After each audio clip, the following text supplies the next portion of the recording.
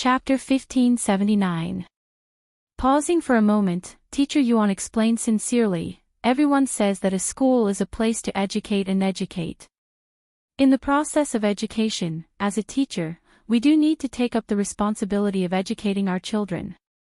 But this responsibility is a responsibility, and as a parent, we have to shoulder it. In school, the 4 seasons of the year, 2 semesters, 7 hours a day.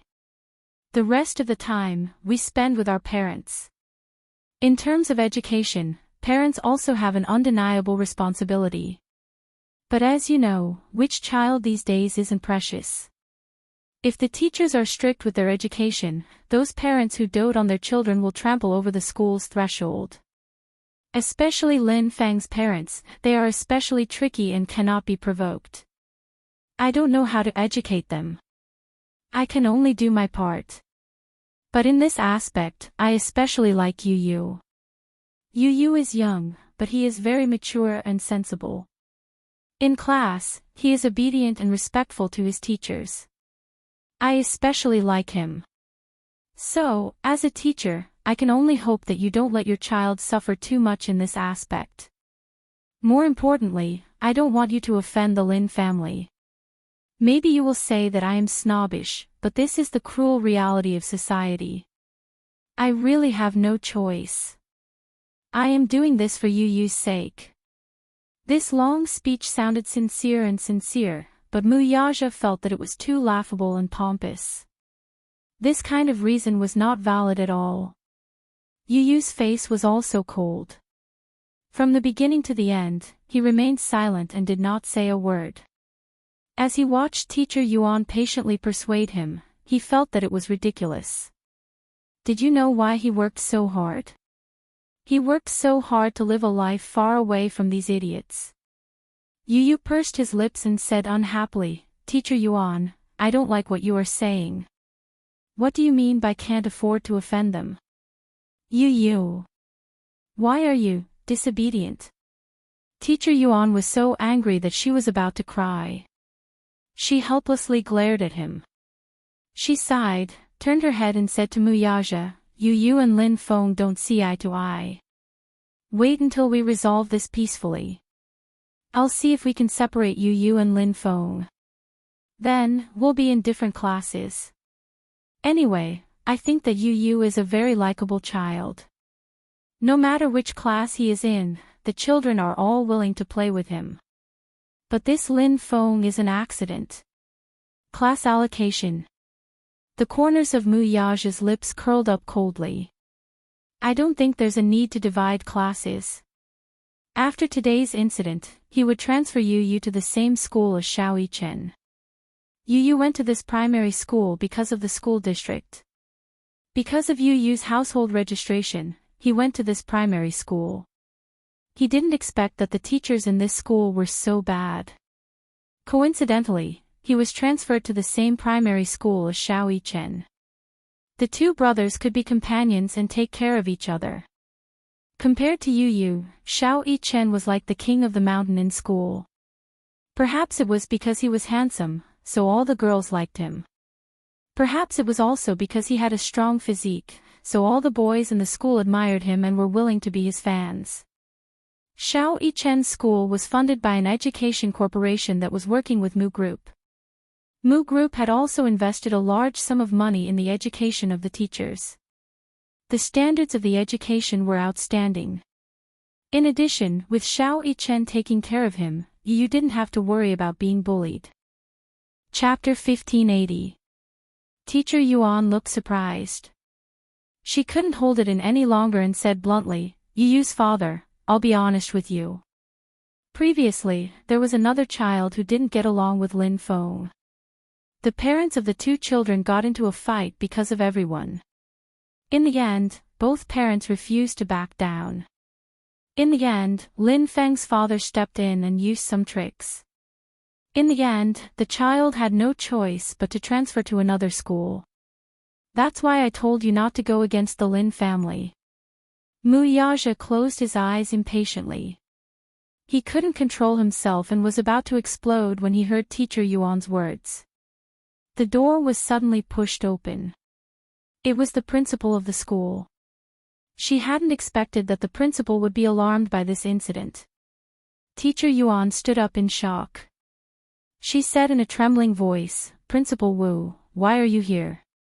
"This is..." Principal Wu glanced at Mu Yaja and asked. "This is Yu Yu's father, Mr. Mu." "Oh, nice to meet you, Mr. Mu." Principal Wu greeted him indifferently.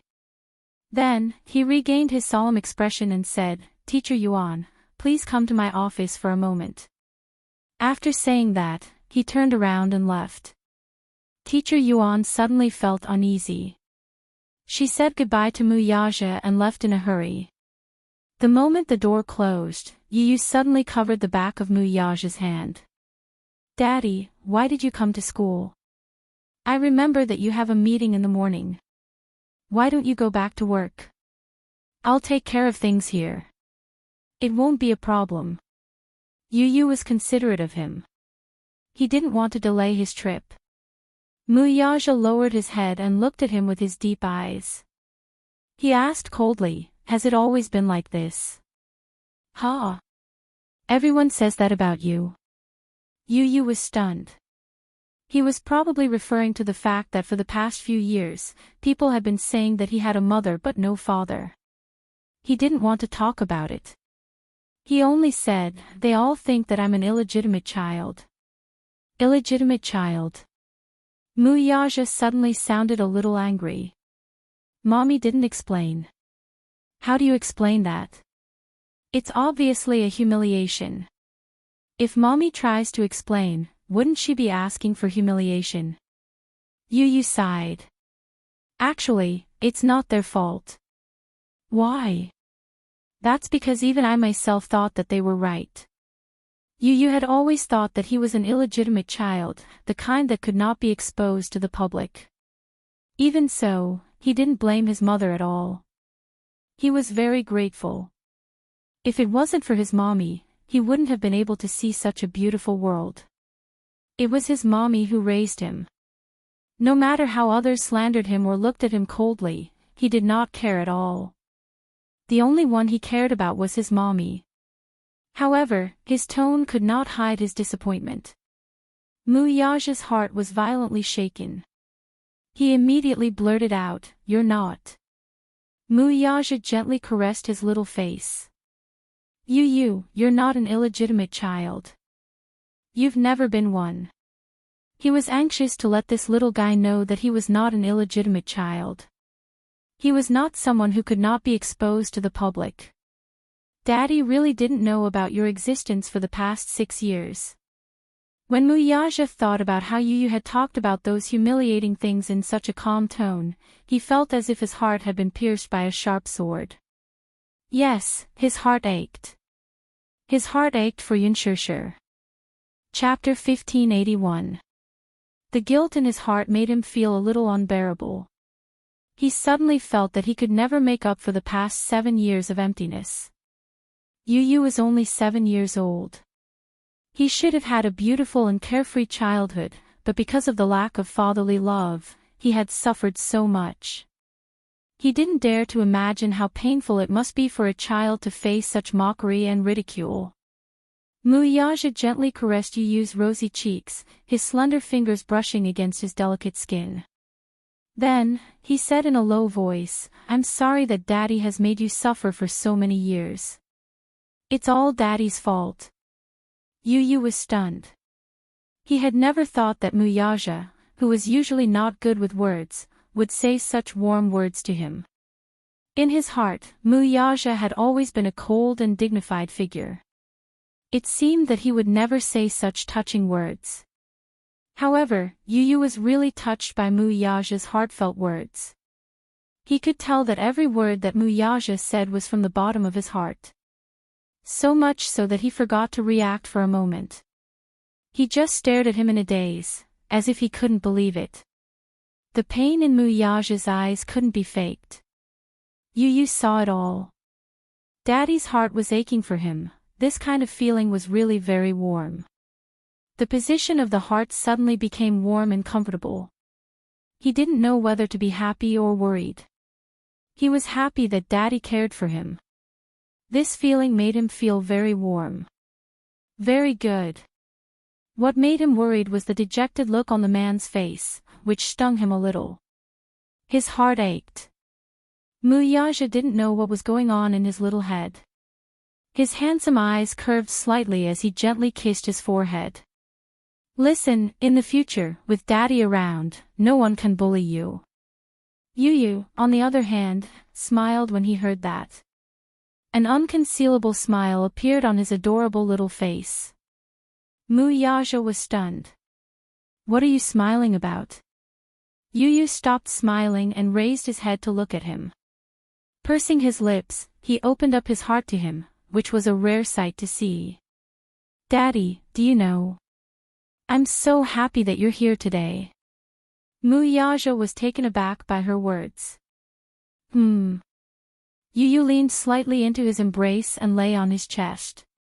At an angle that Muyaja couldn't see, the tenderness in his eyes seemed to overflow. He took the initiative to throw himself into the man's arms, but the latter's body inadvertently stiffened a little. Yu actually hugged him.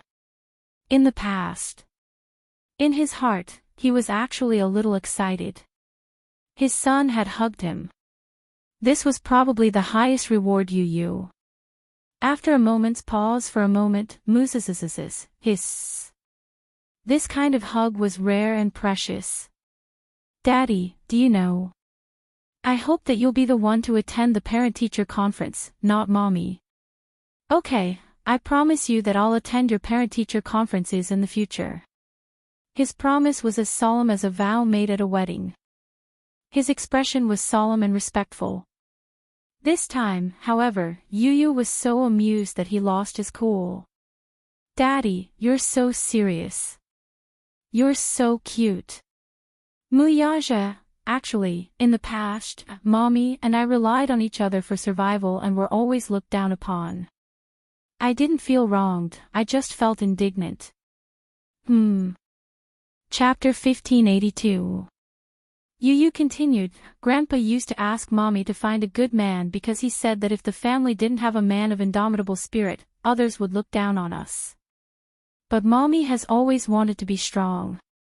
She has always been alone because of my feelings.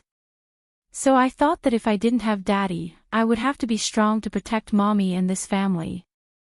Pausing for a moment, a smile appeared on his adorable face. But it's different now. Yu lifted his head from his arms and looked at him seriously. Daddy, I have you. Muyaja looked at him tenderly.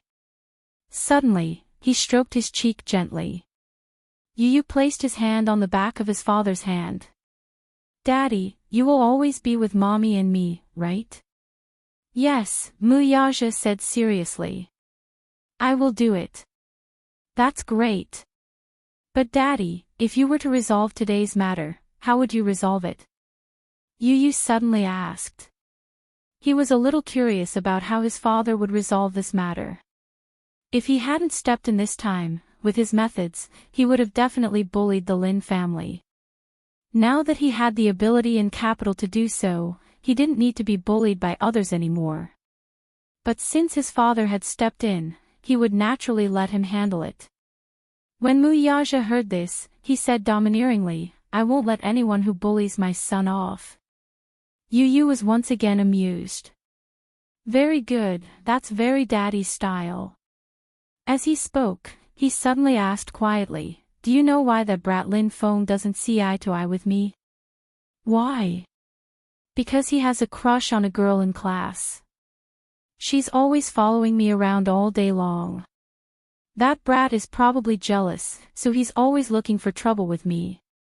Yu's tone was as mature as an adult's. It didn't match his adorable appearance at all. Muyaja's lips twitched violently. He was still so young, but he already had the entanglement of love and hate in the adult world. Kids these days are so precocious. Because of a girl, he actually started to imitate adults to fight for a girl's affection. Are there many girls who like you in class? Muyaja brought up Yu's troubles.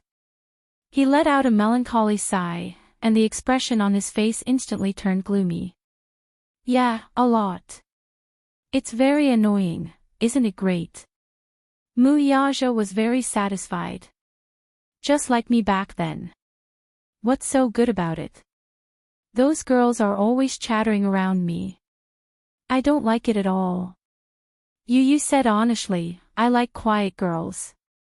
He liked quiet girls, but he didn't like girls who always surrounded him and weren't reserved at all.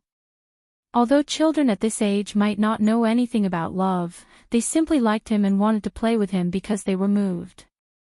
But there were too many people chasing after him, and he couldn't handle it. The girl whom Lin Feng liked was recognized as the cutest girl in the class. He had been in love with her for a long time, but compared to the filthy Lin Feng who played all day long, she preferred the elegantly dressed Yu, who looked like a little prince. Because of this, many girls in class were jealous of Yu. Chapter 1583. As the father and son were talking, the door was pushed open. The principal led Lin Feng's mother and Lin Feng into the room, followed by teacher Yuan. The father and son raised their heads and saw Lin Feng's mother glaring at them like a tiger watching its prey. It seemed like the principal and Lin Feng's mother had reached a consensus. They were on the same side. As soon as they entered the room, Lin Feng's mother's expression was even more domineering than before. There was a provocative look in her eyes. As soon as she sat down, she announced arrogantly, I've already called my husband. He'll be here soon. She looked as if she was waiting for her husband to come and do something to them. In other words, she was telling him to wait. Muyaja remained expressionless while Yu looked disgusted. This was a classic example of using power to oppress others. The principal exchanged a few pleasantries and comforted them. Then, he said to Muyaja, Mr. Muyaja, is it convenient for me to say a few words? He had talked to Lin Feng's mother before. Lin Feng's mother had said that they couldn't let this matter go. They had to give her an explanation. She had to regain her dignity. The principal agreed and promised that he would ask Yu's parents to give her child an explanation and apologize. Therefore, he wanted to take advantage of Lin Feng's mother's situation. He wanted to help Lin Feng's mother regain her dignity. Muyaja said coldly, it's not convenient. The principal was stunned. What do you mean? Muyaja said coldly, didn't you ask if it's convenient for me to say a few words? I said, it's not convenient. His arrogant reply left the principal dumbstruck. Naturally, he did not know Muyaja. He was just the principal of the school. With his status, he had never even seen Muyaja, let alone get close to him. When he saw that Muyaja was young, he thought that he was a youngster. Therefore, he wanted to use his status as an elder to oppress him. He did not expect to be humiliated at the beginning. The principal said, Mr. Mu, you're being unreasonable. Muyaja smiled coldly. Reason is for people to listen to. The principal and Lin Feng's mother didn't know what to say. When Yu heard this, he could not stop laughing. He finally understood who he had inherited his poisonous tongue from. It turned out that he had inherited it from his dear daddy. Who would have thought that his father's venomous tongue would be so frightening? Lin Feng's mother said impolitely, I advise you to keep your mouth clean. Don't make the situation too ugly when my husband comes and embarrass you. The moment she opened her mouth, it was a threat. Her bearing was overbearing. Her attitude was high and mighty. Yu laughed. He raised his head and snickered. Daddy, this auntie actually said that she's going to embarrass you. That's amazing. Although he was snickering, he did not hide the mockery on his face. His voice was not soft either. Therefore, everyone present could hear his mocking laughter loud and clear. Lin Feng's mother was completely enraged. After living for so long, she had actually been mocked by a 7-year-old child. She was flustered and exasperated as she shouted at Muyaja, Hey! Look at your son. Aren't you going to discipline him? Look at how young he is, what kind of nonsense is he spouting? Chapter 1584. I don't know how you educate your child. Not only is he like those delinquents in society, fighting and causing trouble, but he's also rude to his elders. He doesn't know how to be polite at all. It's the father's fault for not teaching him well. I really don't know how you teach your child. Her rude words made Teacher Yuan frown. However, she remained silent and did not interrupt. She did not want to get into trouble again. Yu suddenly snorted and asked, Auntie, have you studied before? What do you mean? Yu said coldly, I just want to ask, do you know what the idiom, frog in a well, means? Lin Feng's mother was furious. Yu smiled, look at your expression. You don't know what this idiom means, right? Sigh, you're so uncultured. She turned to Muyaja, why don't you teach him a lesson? Muyaja acted as if he did not hear her. He lowered his head and pinched Yu's cheek. Good son, don't tell the truth. Yu was amused. However, he looked disgusted. Daddy, the teacher has always taught us that good children don't lie. He paused and continued, Auntie, it was your good son who started it. As the saying goes, don't do to others what you don't want done to you. You're accusing me of violence and fighting, but why don't you think about it? It was clearly your good son who started it. Even if it was school violence, it wasn't caused by me. The law calls it self-defense. Do you understand? I heard that Lin Feng's father is a judge. Since you're from a legal background, are you ignorant of the law?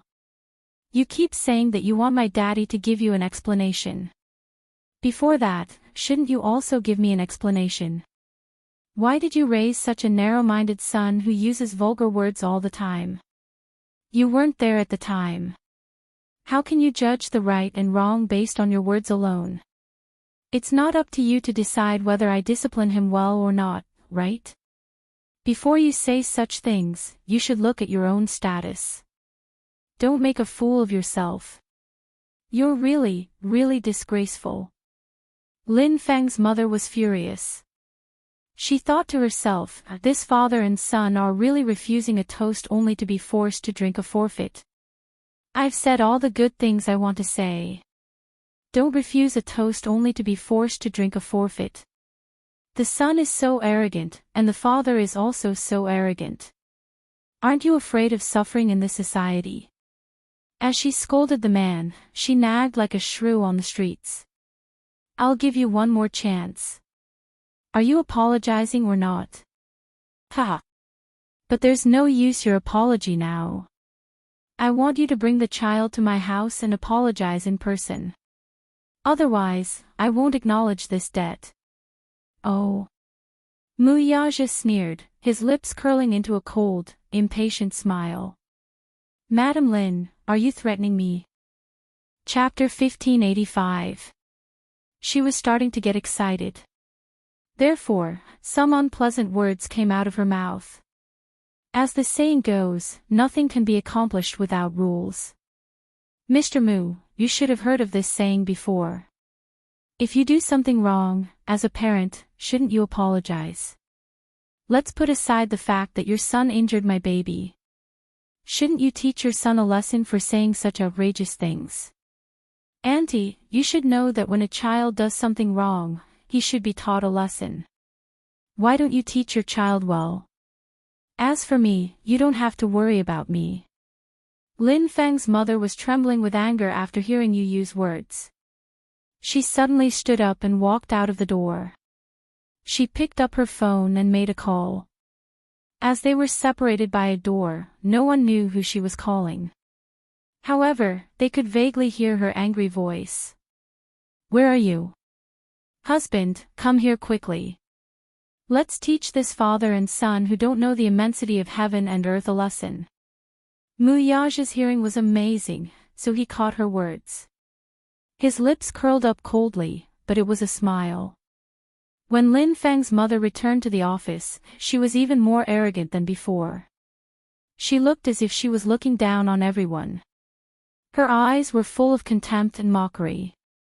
I don't want to reason with you. My husband will be here soon. If you have anything to say it to him directly. Hee. Don't blame me for not reminding you. My husband is a judge in the city hall. You'd better be respectful, or else. Hee. This was clearly a threat. After saying that, Lin Feng was about to sit down proudly. Yu mocked him. Typical nouveau riche temperament. It was said that Lin Feng's mother was called Wang Guimiao. Her family was nouveau riche. Her family used to live in a village in the city. Her ancestors had left a few acres of land for the younger generation to build houses. When the land was demolished, they received tens of millions of yuan as compensation. They used it to start a business. It was said that when Lin Feng's father fell in love with Wang Guimiao, he was still a poor university student. Later on, with her support, he became what he was today. The Lin family would bring honor to their ancestors. Yu had already figured out the Lin family's background. Now, it seemed that she was a typical nouveau riche. When Wang Guimiao heard this, she almost couldn't sit still. Just as she was about to flare up, she forcefully held it in. Humph. Little vile spawn. She would see how her husband would deal with them when he arrived. She couldn't wait to see Yu's father bow down in front of her husband. When he looked at Mu Yaja again, he saw that Mu Yaja had an indifferent look on his face. He was sitting elegantly on the chair and exuded a noble aura, just like a noble. Wang Guimiao glanced at him, but in her heart, she sneered. This man, he is quite good at pretending. Let's see if he can continue pretending when her husband is here. Soon, footsteps could be heard outside the door. A middle-aged man in a coat knocked on the door and walked in. The man was Lin Feng's father, Lin Onghua. Chapter 1586. One was standing, while the other was sitting. Even though he had the advantage of height, Lin Onghua could still feel an unusual sense of oppression from him. Noble, elegant, unruly, and insufferably arrogant. Even though he was just sitting there, expressionless and cold, when the man casually raised his eyes and shot his gaze over, there was a kind of imposing aura that pressured him without being angry. Lin Onghua actually felt an invisible pressure from the young and shockingly handsome man's eyes. He secretly avoided Mu Yaja's scrutiny and turned his gaze to the side, but there was some anger between his eyebrows. This man's gaze was too intimidating. However, he was a little suspicious. This man looked very familiar, as if he had seen him somewhere before. However, his impression of him was not too deep. This time, he had taken some time off from his busy case, so his mind was still a little muddled. Seeing that it was him, the principal immediately stood up. His expression changed. His face was flushed, but his eyes were full of flattery and pandering. Even though it was restrained, it still gave people an indescribable feeling of discomfort. Judge Lin. You're here.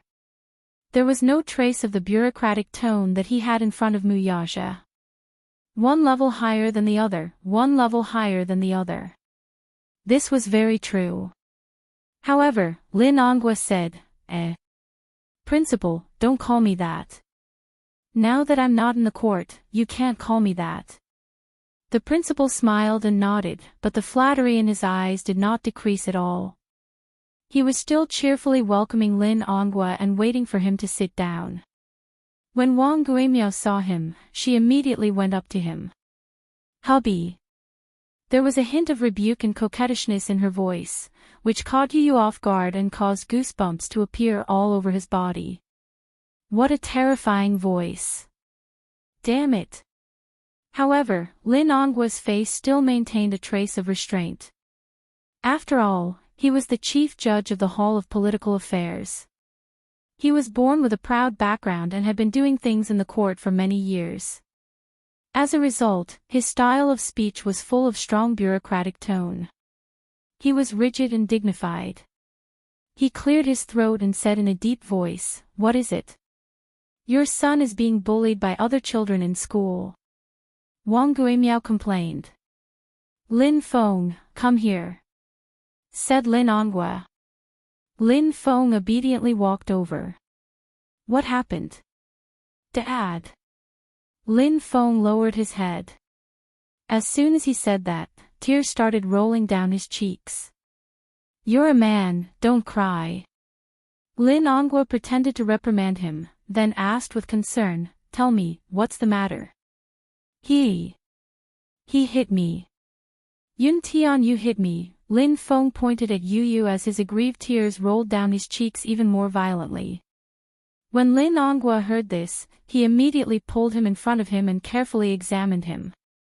He originally thought that it was only his head that was disfigured, but he did not expect that his body was full of scars.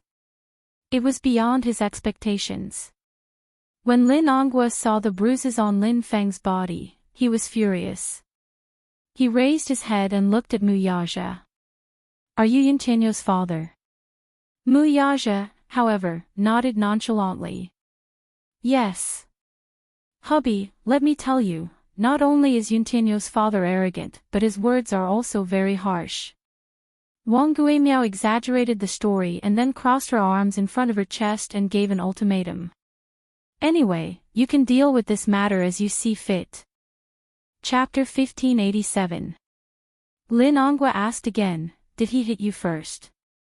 Or did you hit him first?" "Of course, it was that uneducated guy who hit him first. Our Feng Feng has always been a good boy. He never causes trouble."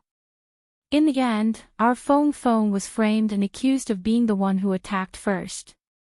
How is that possible? Feng Feng has always been protective of his classmates. Lin Onghua nodded. "I understand." Wang Guimiao was secretly pleased. Her husband was amazing. He had just arrived, and the situation was completely under his control. Look at how Yu Yu's father was so scared that he didn't say a word. He must have been scared out of his wits. Seeing that the situation had changed, she immediately put pressure on the principal. "Principal, you have to deal with this matter fairly. Yu Yu's father, you have to give us an explanation today. First, you have to apologize to our child. Then, you have to take our child to the hospital for a full body checkup and apologize. This is a must. Then, you have to pay for the medical fees, nutrition fees, and compensation for our Fingfing's psychological damage. You have to be clear about all these. If you have a proper attitude, we won't pursue this matter further." Lin Onghua walked to Mu Yaja and sneered.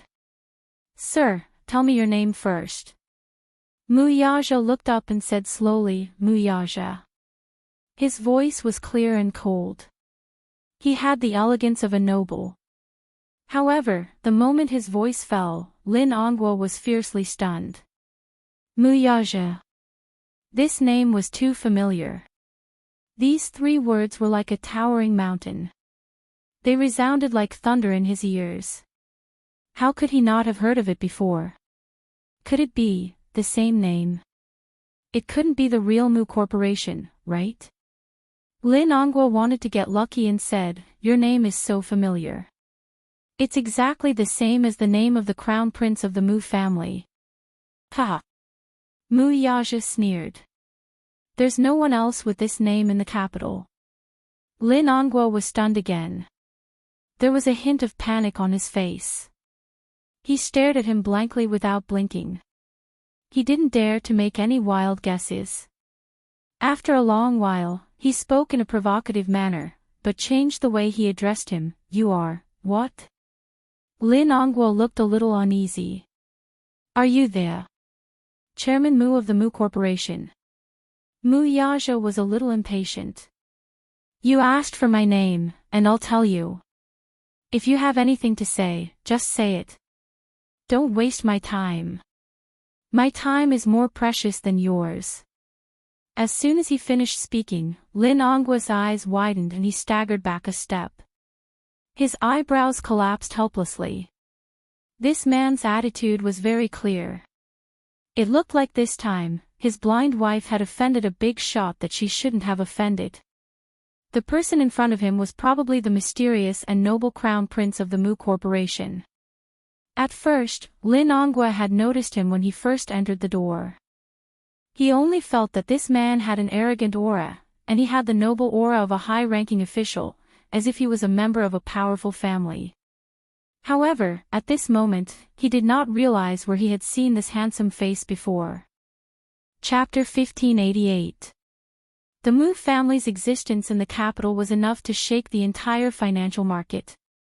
As the #1 aristocratic family in the capital, the Mu family's inexhaustible wealth aside, the Mu family's inextricable connections between the black and white was enough to make him weak in the knees.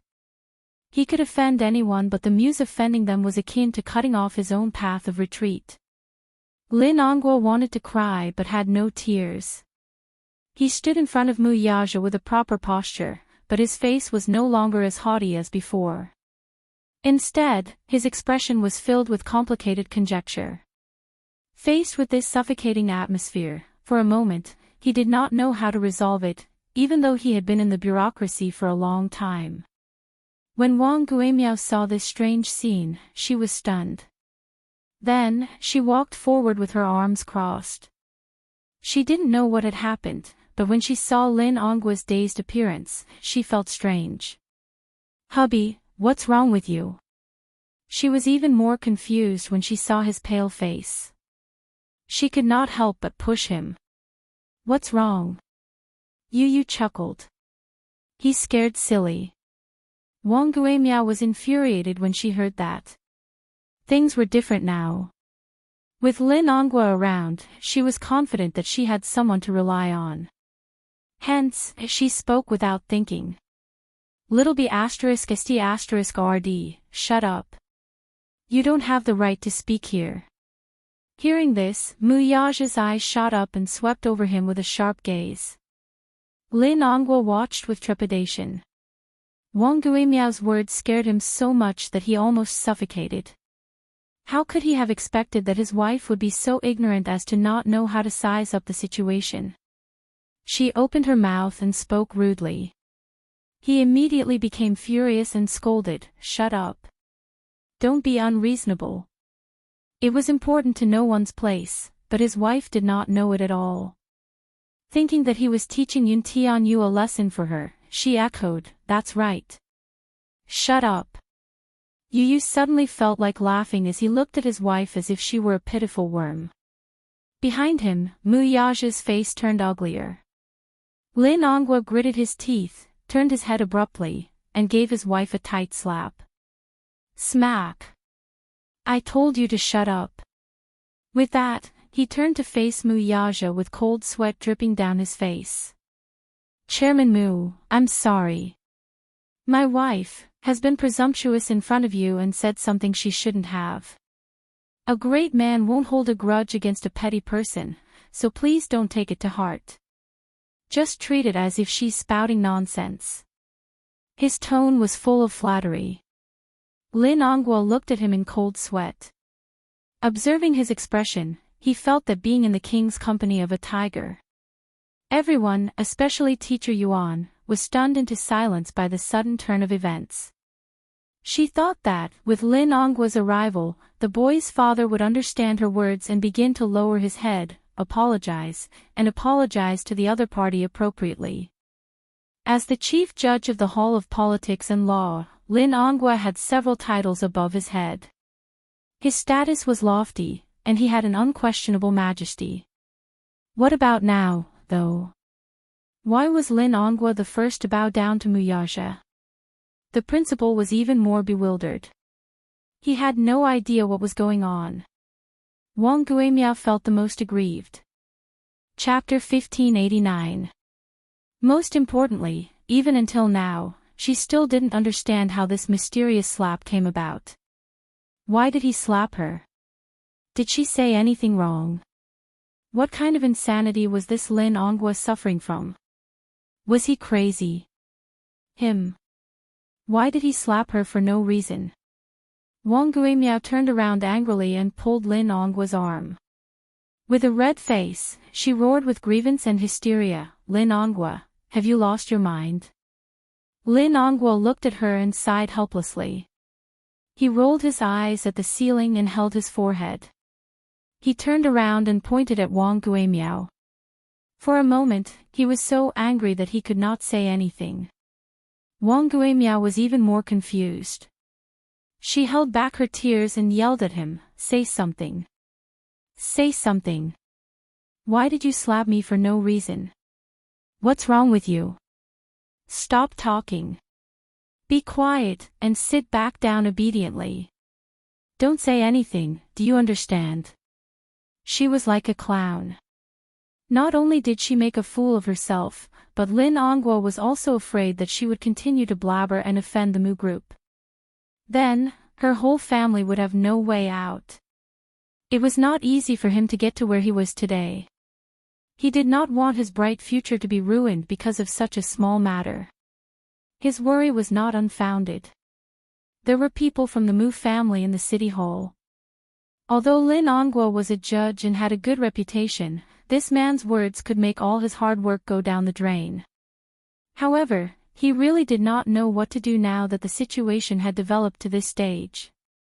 He could only hope that his wife, who had always been restless, would not add fuel to the fire.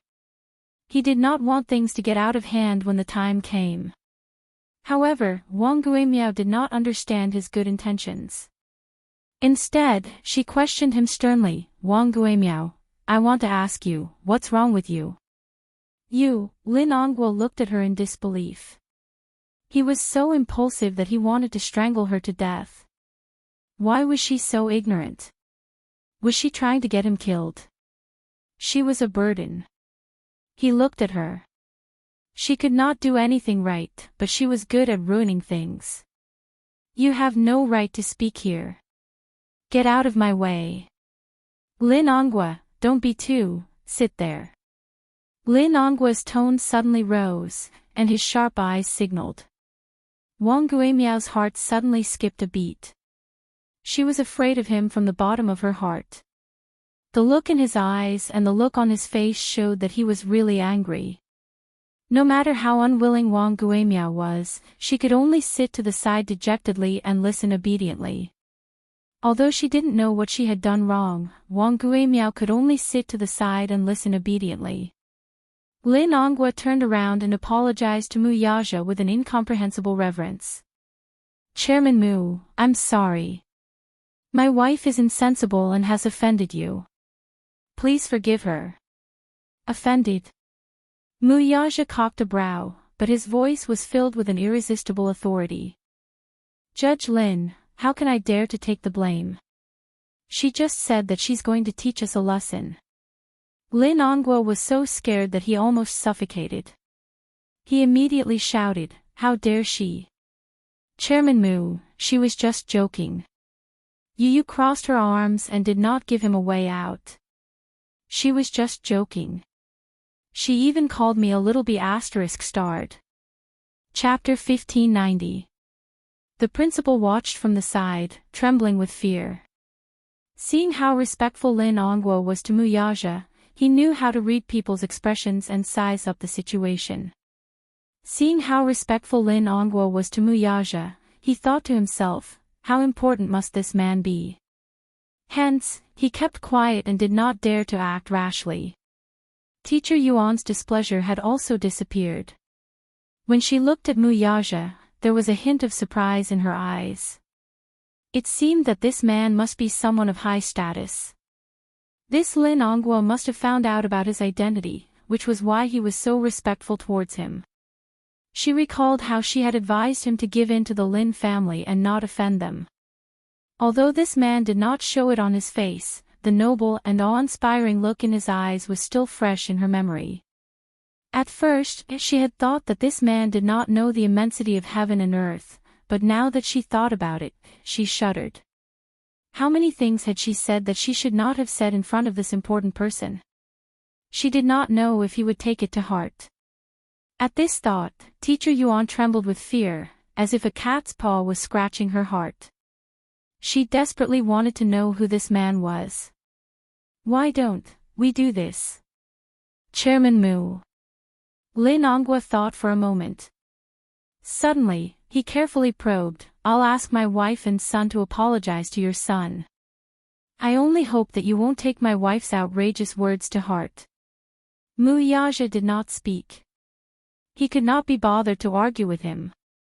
The boy, however, asked with great interest, how are you going to make amends? How? Lin Ongwa was stunned. Yu Yu raised her eyebrows and asked with a smile, kneel down. This. However, Lin Ongwa hesitated. In the end, Wang Guimiao could not sit still any longer. She stood up abruptly and said furiously, Ngwa, are you possessed by a ghost? Do you really want me to kneel down? Are you going to agree to such an unreasonable condition? Wang Guimiao felt that Yu Yu's condition was unreasonable. What was even more unreasonable was that her husband was actually hesitating on whether to agree to it. What was the meaning of this? This was simply unbelievable. Yu Yu asked, is it too much? Isn't that what you said before? You said that you wanted my father and I to kneel down and apologize to you. Weren't you very confident? Such blatant humiliation was still fresh in his memory. Although she didn't say it in front of Mu Yaja, Wang Guimiao shouted it in the office before Mu Yaja came. He heard it loud and clear. Mu Yaja frowned. She said that. Lin Ongwa's heart skipped a beat. He suddenly turned around and asked, did you really say that? Wang Guimiao panicked. She did say that before, but those were just words spoken in a fit of anger. How could they be taken seriously? Mu Yaja's eyes turned even colder. Ha! Judge Lin, you're really good at disciplining him. Having said that, he carried Yu Yu and stood up. He didn't want to waste his breath on these people. He was furious. He wanted to go back and teach the Lin family a lesson. Otherwise, who did they think his son was? That any Tom, Dick, or Harry could come and bully him. Ha! Chapter 1591. Wang Guimiao was flustered and exasperated. Her eyes were red, but Lin Ongwa's expression was too flustered, to the point that she did not dare to say anything. She vaguely realized that perhaps it was because this man's identity was too powerful that her husband was so careful to plead for leniency. I think it's fine. Mu Yaja said as his gaze fell on Lin Ongwa's arm. Get out of my way. Chairman Mu. Lin Ongwa insisted. Mu Yaja's gaze turned even colder as he gave him a sidelong glance. Lin Ongwa did not dare to be in a stalemate any longer. He could only step aside resentfully and watch him leave with regret. When Mu Yaja left, the office was in an uproar. Wang Guimiao was wiping her tears as she scolded Lin Ongwa. Lin Ongwa was upset. When he heard Wang Guimiao's nagging, he became even more irritated and scolded, Shut up. Haven't you embarrassed yourself enough? Haven't you caused enough trouble? Wang Guimiao, you'll only be satisfied when you see me die, right? Wang Guimiao widened her eyes in shock. What do you mean by that? Lin Ongwa was so angry that he could not speak. She went up to him, crying as she questioned, What's going on? Who is he? Why are you giving in to him and being so respectful to him? To the extent that you want me to kneel down and apologize. Explain yourself. Lin Ongwa sat aside angrily, but he was also upset. When he thought of Mu Yaja's deep and sullen gaze before he left, his heart raced and he could not sit still. Wang Guimiao, I think you're going to play me to death. Wang Guimiao was so anxious that her face turned red. The principal came up to him and asked, Mr. Lin, this Yu Yu's father, who is he? You seem to know him. Lin Ongwa sneered, but it was more like he was mocking himself. If I could know such a person, everything would be easier. What a pity. I know him, but he doesn't know a nobody like me. This Teacher Yuan was flabbergasted, too. Lin Ongwa suddenly said in a low voice, "Do you know that this is Mu Yaja, the Mu Group CEO? I've offended him this time. I don't know what he's going to do to me." Mu. Ah. The principal was stunned when he heard that. Mu Group. Isn't the capital's Mu? Oh, God. A name that reverberated like thunder in the ears. Impossible, right? Isn't Yinchenyo's surname Yun? How does his father have anything to do with the Mu Group? The principal mumbled in confusion. How? When I saw him. His name's, that's why I thought of it. Lin Ongwa was also extremely regretful. What? Wang Gimie was stunned. Mu Group. Mu was to Mu. The Mu was of the aristocrats. There Ongwa Mu's there, Yue Nouveau Riche might be able to become one overnight. The aristocrats, on the other hand, only appeared once every 300 years. The Mu family was such an aristocratic family. It was a century-old family with deep roots. Chapter 1592. On the other hand, a family like the Mu family was something that they could never hope to catch up to. Wang Guimiao was completely terrified. Even though she was ignorant and inexperienced, she knew that she should never offend the Mu family in the capital.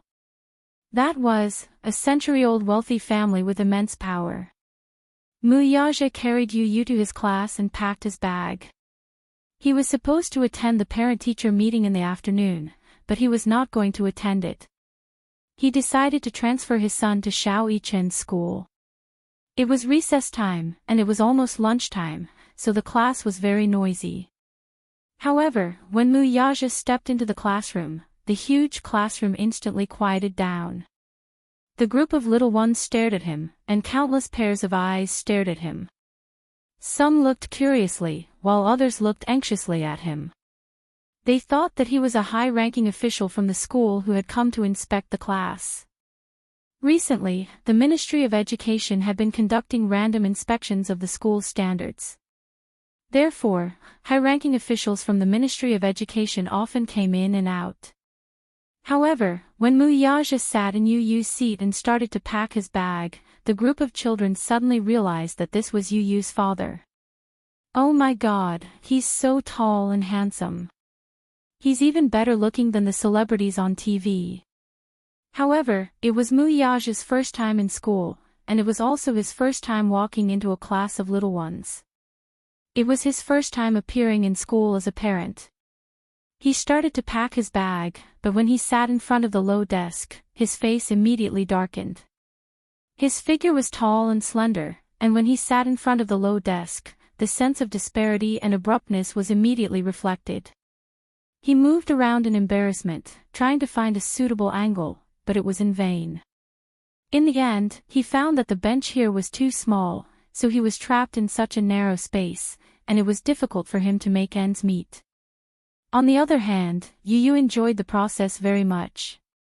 He stood beside Mu Yaja and unceremoniously enjoyed the countless envious and surprised gazes.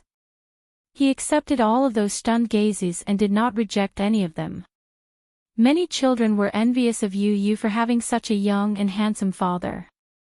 They were children after all. Although they were childish, there were all kinds of comparisons between them. At most, they would compare their parents. They would compare whose mother was younger and prettier, whose father was more handsome, whose family was wealthier. It was more or less these. Mu Yaja glanced at Yu Yu. At that moment, the little one had his hands behind his back. Mu Yaja was full of smiles, he was very happy, and proud of himself. If it was in the past, he would have been envious. He would have enviously looked at other students' fathers. Now, he had become the object of envy. He was in a good mood. Mu Yaja pursed his lips and could not help laughing. He was after all a 7-year-old child. Although some of his thoughts were childish, they were extremely cute. When Muyaja was packing his bag, some students quietly surrounded him and asked about his well-being. Classmate A, Yu, is this handsome uncle your father? Yu, yes. Classmate A, wow. Yu, I'm so envious of you. Your father is so handsome. Yu, of course. If my father isn't handsome, why would he give birth to me so cute? Classmate A cupped his face and looked infatuated. Muyaja. Chapter 1593. Classmate B said, Yu, your daddy looks so young. He looks like a celebrity on TV. Can I take a picture with your daddy? Yu replied, sure. All the little kids exclaimed, wow. That's awesome. Me too. Count me in.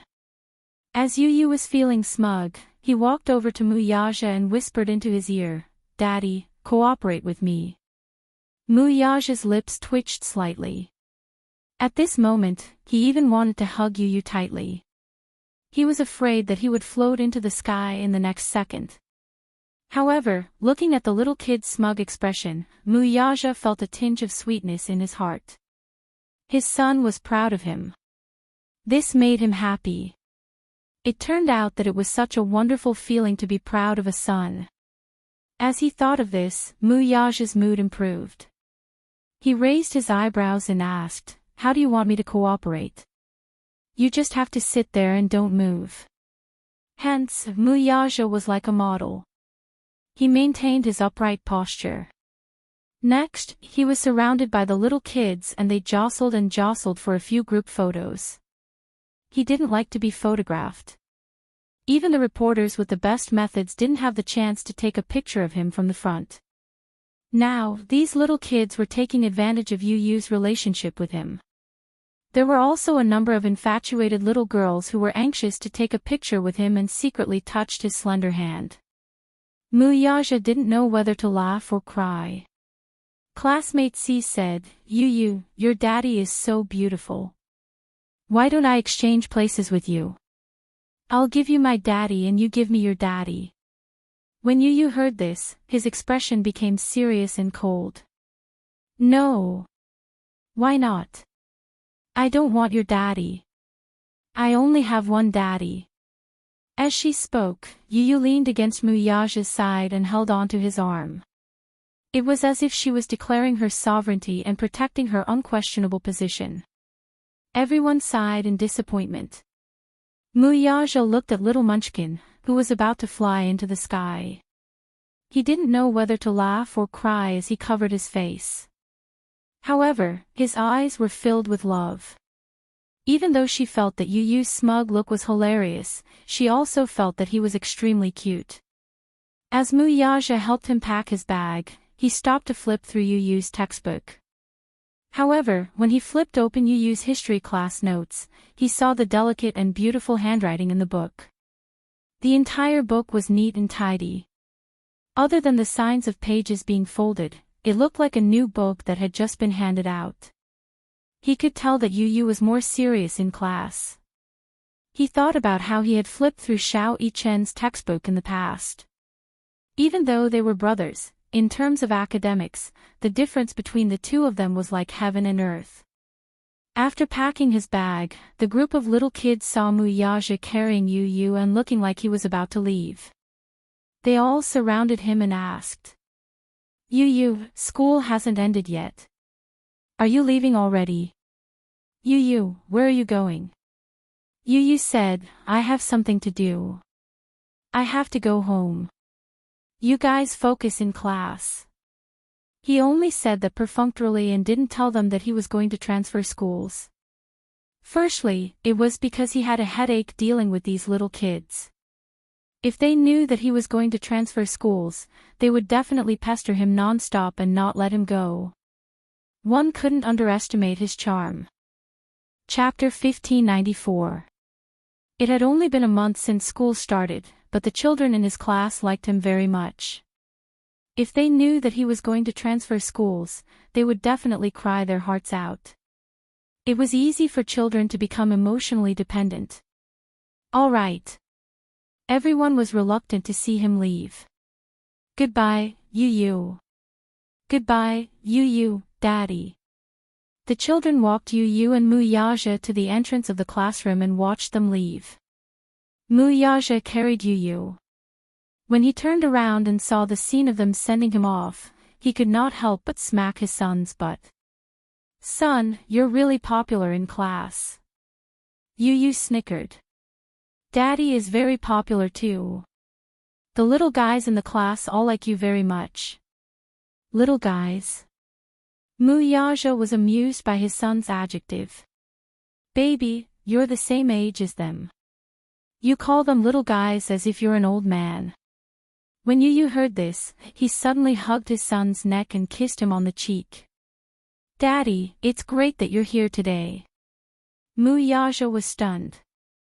Then he smiled and asked, What do you mean? I'm very happy today. Because your appearance proves that I'm just like them. I have a daddy who loves and dotes on me. Yu's little bit of self-esteem was greatly satisfied. Actually, his self-esteem was different from the children's. In the past, he really envied those children. They had a daddy, a mommy, and a happy family of 3. Today, his daddy was like a god who had descended from the sky and appeared by his side. Yu gently rested his head on his shoulder. His pink lips curved slightly as he snickered. To be honest, I've been dreaming of this day for as long as I can remember. In the past, he had imagined that when he was in school, his daddy would suddenly appear at the classroom window like the other children's fathers. He would look at him gently and lovingly. He had been waiting for this moment for a very, very long time. Muyaja carried him. Although he had a heavy backpack on his arm, he did not find it strenuous at all. While she was gratified to hear the boy's confession, she also tasted a tinge of heartache. As lucky as he was, meeting Yunshishir was the luckiest thing that had ever happened to him. Because of her, he had a pair of obedient sons. After he carried Yu into the car, Muyaja drove back to the office of the office. If. Headmaster Dong smiled politely. Hey. Chairman Mu. What are you saying? This is what I should do. Ha. Daddy, your office is so big. Is it? Chapter 1595. Yu nodded and gave a more pertinent comment. Yes. It's a little bigger than my office. Muyaja was speechless. This little guy. He did not bother to hide the arrogance and insolence in his words. He had really surpassed his father. His son, while he was still studying business, was already managing a company. But I don't like business. I always feel that it looks a little lifeless. In comparison, I prefer things with a technological feel. As he spoke, he was suddenly attracted by a pile of documents on the desk. He could not help but reach out to take them. Muyaja, on the other hand, seemed to be deliberately going against him as he quickly stopped the boy's hand from reaching out to grab it. Facing Yu's puzzled gaze, Muyaja blinked lightly and said mysteriously, Baby, these are the financial group's trade secrets. With that, he narrowed his eyes and pretended to be wary as he sized him up. Yu's eyes twitched violently. Daddy, you're wary of me. Do you think I'm wary of you? You broke through Dishing Financial Group's defense network so easily.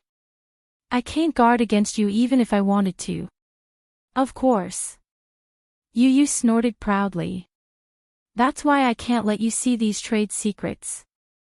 Yu's smile froze. Then, he huffed and crossed his arms. Humph. Daddy, you're so petty. I'm just taking a look. I won't do anything. Can you understand them? Of course. Perhaps, I can give you some original suggestions. That good? Muyaja teased him.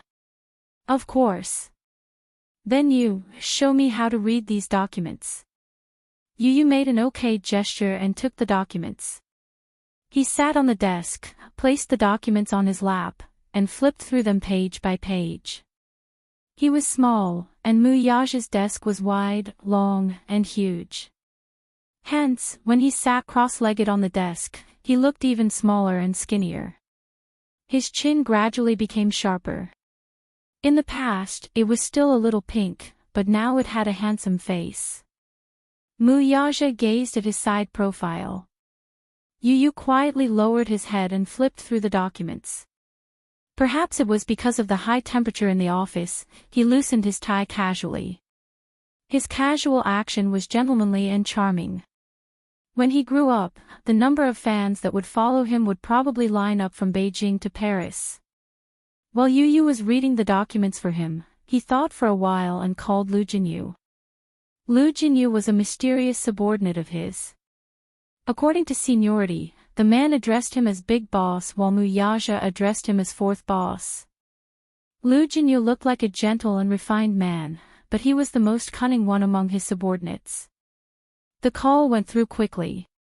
Before Muyaja could say anything, Lu Jinyu smiled and said, "Boss, what orders do you have for me this time?"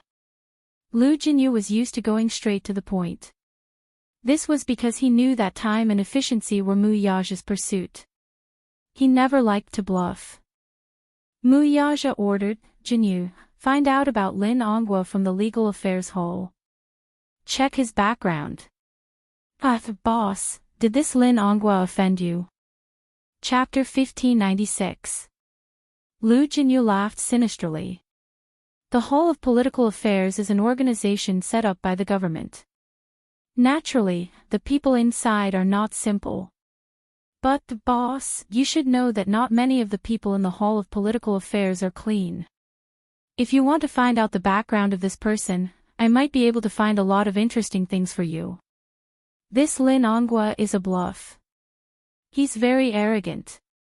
If it were in the past, I wouldn't be willing to stoop to the level of a small fry like him. But today, he's made me a little unhappy. At the end of his sentence, Muyaja's voice suddenly deepened, and he gave a certain hint. On the other hand, Lu Jinyu received his hint and immediately said, "Boss, don't worry. The thing you want, I'll get it for you by tomorrow at the latest. When the time comes, you can do whatever you want with him." "Okay. Let me know as soon as possible." Lu Jinyu agreed. After the call ended, Muyaja stood up and walked to Yu Yu's side. The little munchkin was focused on flipping through the case. He glanced through 10 lines at a time and circled some data from time to time. He smiled satisfactorily and gently rubbed his little head. Walking to one side, he picked up an apple and sat on the sofa to peel it for him. After peeling the apple, he carefully cut it into small slices and skewered them with toothpicks before bringing them to the little munchkin's hand. His cell phone suddenly rang. Muyaja picked up his cell phone and glanced at the screen. It was an unknown number. After answering the call, an unfamiliar man's cautious voice came from the other end. "Hello. May I know if you're Chairman Mu from Dishing Financial Group?" Muyaja smiled slightly. Although the other party did not state his identity, he immediately guessed who this person was. "As the head of the city hall, you're indeed very capable. But don't you think it's inappropriate to use your power to investigate my personal number?" Jiang Hongwei was shocked. He thought to himself that this Muyaja was indeed not simple. He had already guessed who he was before he had even revealed his identity. At the same time, he felt guilty. In a moment of desperation, he had indeed used his power to investigate Muyaja's personal number through the internal network. However, Jiang Hongwei had been in the government for many years. He was also an old fox. He avoided the important points and dwell on the trivial points. He quickly avoided this topic. "Ha! Chairman Mu, it's like this. Just now, I got the news. I heard that your men are collecting information about Lin Ongwa. I'd like to ask, what's going on? Did he offend you?" Jiang Hongwei was over 50 years old. To be able to sit in such a position as the city hall director, he was definitely not an ordinary person. Even if there was a slight disturbance, he would be extremely alert. As soon as he gave the order and Lu Jinyu did something, the news reached Jiang Hongwei's ears. People like them had always been very sensitive to this kind of thing. They had called in a hurry just to sound out the situation. Mu Yaja couldn't be bothered to pay attention to him. He lazily asked, "What do you think?" His words had a deep meaning, but it made Jiang Hongwei even more worried. "Chairman Mu, tell me, how did Lin Onghua offend you?" "Offend you?" Mu Yaja laughed mockingly. "I'm afraid it's not appropriate for you to ask me this question." Chapter 1597. Mu Yaja said slowly, "The people in the city hall are all so capable. Director Jiang, if you don't control your subordinates, you won't be able to protect yourself if something fishy happens to them." These words made Jiang Hongwei extremely anxious. For someone as experienced as him, he could naturally sense that something was amiss with just a few words. It seemed that Lin Onghua had offended the person he shouldn't have offended the most. However, he had already expected this to happen. His phone call was just to sound out Lin Onghua. Naturally, he didn't care about Lin Onghua. Still, after working together for so many years, some interests were intertwined. Jiang Hongwei was worried that Lin Onghua would be foolish enough to provoke Mu Yaja into a fit of rage. If that were to happen, the whole city hall would be wiped out in one fell swoop. It wasn't easy for him to climb to his current position. He had worked hard for more than 20 years and settled down in the political arena where there was a knife hidden behind a smile for many years to achieve the glory he had today. He couldn't just let someone drag him down and take him down from his position. For people like them, benefits were intertwined. Hence, when necessary, he had to cast aside all his relationships to prevent himself from falling into the water. That would not be worth the loss. "Chairman Mu, it seems that Lin Onghua must have caused you trouble. I didn't mean anything else by making this call. I just wanted to ask, how are you going to deal with him?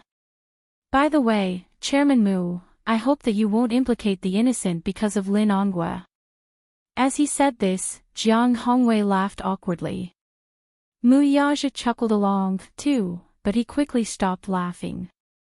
His voice deepened, but it was filled with an irresistible authority. "Implicating the innocent? Ha!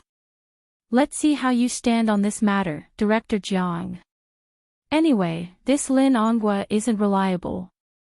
He uses his status to do whatever he wants. If you keep such a subordinate by your side, he will only harm you. As for how I'm going to deal with him, you don't have to ask. If you know what's good for you, you probably know what to do next." Jiang Hongwei was silent for a while on the other end of the phone. He suddenly understood and said with a smile, "Chairman Mu, don't worry. I understand what you mean. Next, I'll do what you want me to do." After saying this, he thanked him profusely and hung up the phone. Less than 15 minutes later, Lu Jinyu called to say that an anonymous email had been sent to his mailbox. The email contained some evidence against Lin Onghua. How could a person like Lin Onghua not have any stains on him? For the time being, let's not talk about his corruption and bribery. Just the fact that he had embezzled a few bad assets through his connections with the government and business, and through his friends, he reinvested and rebuilt them.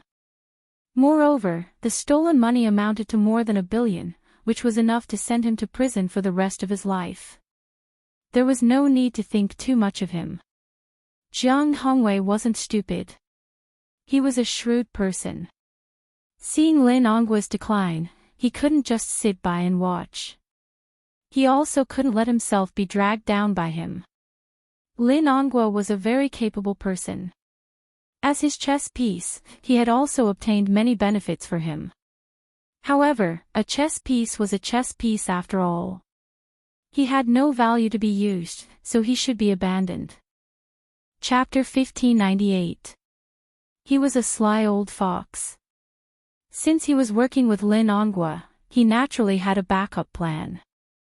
Muyaja said, since someone has sent you these documents, you should know what to do next. On the other end of the line, Lu Jinyu laughed inwardly. Jiang Hongwei is indeed a sly old fox. He's really good at adding insult to injury. This kind of person is not easy to control. Fortunately, I still have some evidence of his crimes in my hands. Muyaja hummed in acknowledgement before changing the topic. You can handle this matter. I'm at ease with you handling it. What are you talking about, boss? When have I ever made a mistake? Just wait for my news. With that, he hung up the phone. Muyaja got up and walked to Yu Yu. He saw that the stack of cases beside him had already been dealt with. He picked them up and glanced at them. When his gaze fell on the comments at the end, he raised his eyebrows in surprise. Yu Yu was fully focused on reviewing the last document. When he looked up, he saw Muyaja's shocked expression. He was puzzled. Daddy, what's wrong? Muyaja was still in a daze. He had thought that Yu Yu was just being perfunctory when he said that he was going to review the documents for him. He did not expect that this guy would actually read through the documents seriously. He even drew out all the illogical parts of the documents and gave his own explanations. It was clear at a glance. Daddy. There's a problem with the financial affairs of the organization. Yu Yu said meaningfully. Muyaja sneered. There's something fishy about the financial affairs. It's nothing more than those sly old foxes from the Mu family stirring up trouble right under my nose to get a bigger share of the pie. However, they're timid and don't dare to do anything big. Ha! They're so naive to think that I can't see through them. Yu Yu clicked his tongue twice and sighed. No matter how high a mountain is, it's still made of rocks. Even if it's a small problem, once it gets worse, it'll be very serious. I know what to do. After saying that, Muyaja looked at him with gratification and couldn't help but scratch the bridge of his nose dotingly. Your shrewdness is just like your father's. Humph. Using me to boast, Daddy doesn't know how to be ashamed. Yu Yu stuck her tongue out mischievously. Then, she hooked her arms around his shoulders and snuggled into his embrace. Daddy, I miss Mommy. I miss her so much. I feel like I haven't seen her for hundreds of years. As he spoke, his little face collapsed in grievance, but his eyes were filled with sadness. Muyaja's face darkened slightly.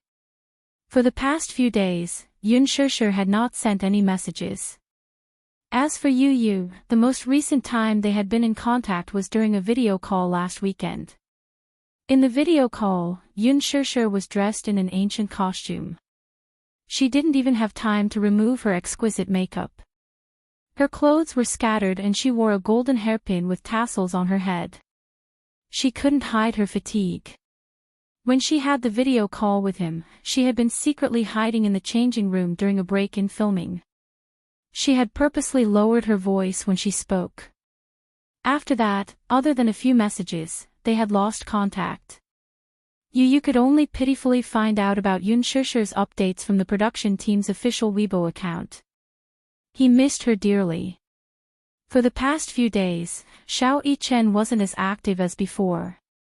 Sometimes, he would sit quietly on the sofa and browse the official Weibo account of the production team of Lethal Beauty. Chapter 1599. Yu Yu said, "It's Mommy's birthday next Monday. I've always been the one to celebrate Mommy's birthday in the past." As he spoke, he was reminded of Yun Shishir's busy schedule. After a pause, he said resentfully, "But Mommy is on set this year. Daddy, can't you think of a way?" Upon hearing this, Muyaja fell silent. At night, an uninvited guest appeared outside Xiangdi Walk. It turned out that Lin Ongwa, who had caught wind of the news, had brought his wife and son to Yu Yu's doorstep to beg for Muyaja's forgiveness. Lu Jinyu acted quickly, and Lin Ongwa was well informed. When he heard the news that night, he felt uneasy. Hence, he personally brought his wife to apologize to them. Otherwise, his life would be ruined. Mu Yaja was in the study. Hence, Yu put on a coat and walked out of the door. He saw Lin Ongwa and Wang Guimiao standing outside, looking uneasy and frightened. When they saw him, they looked as if they had seen their savior.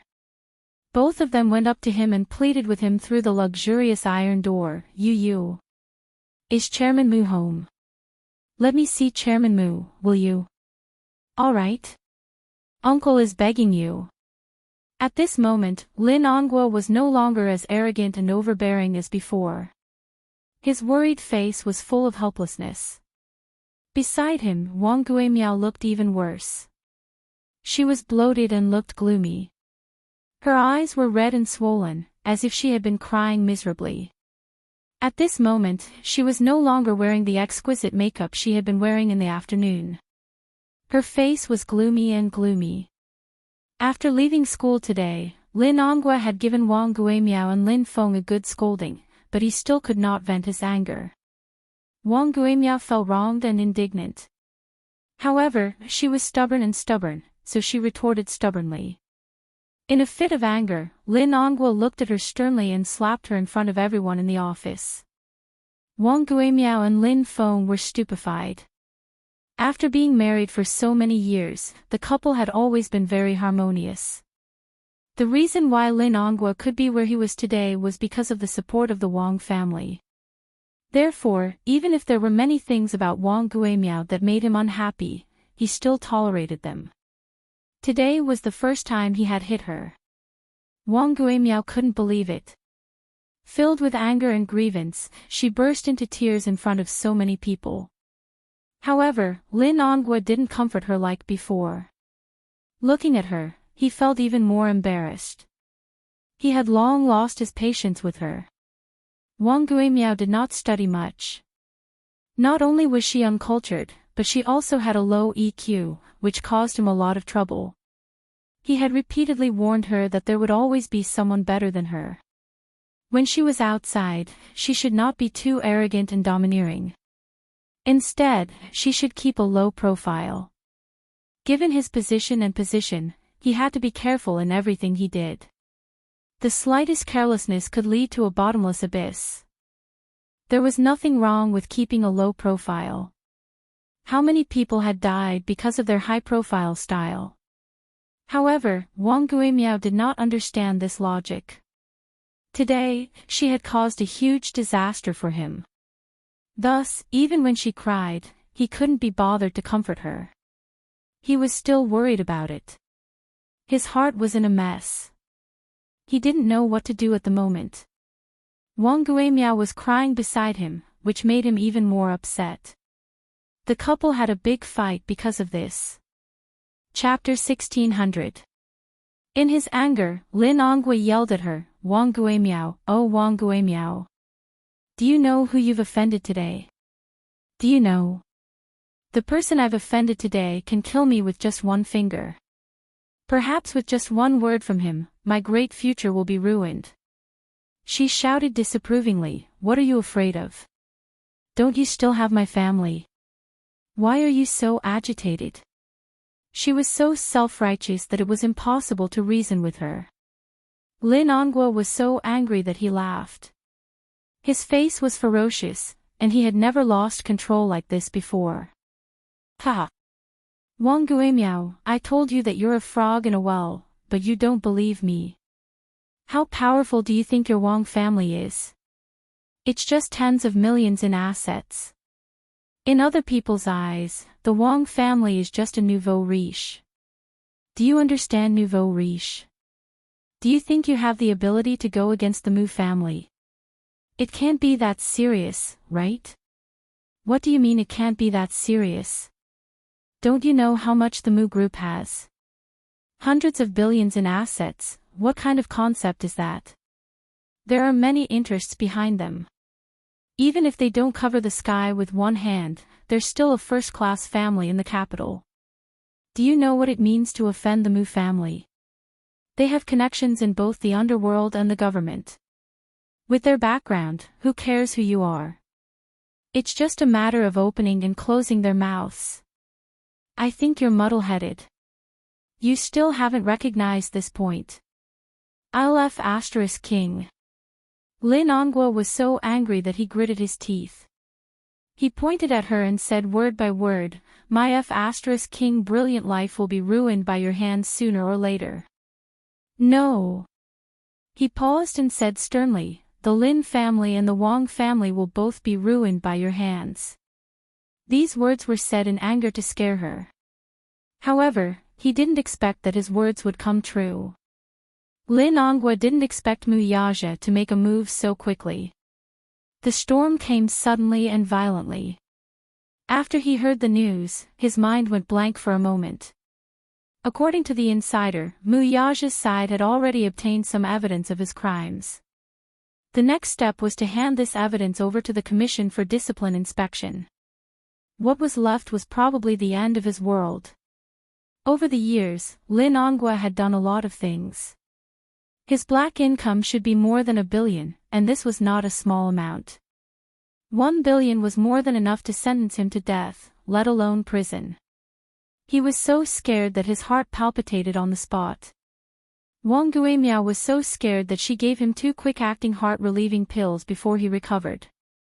Logically speaking, given how careful he was with his actions, it was unlikely that he would leave behind any incriminating evidence.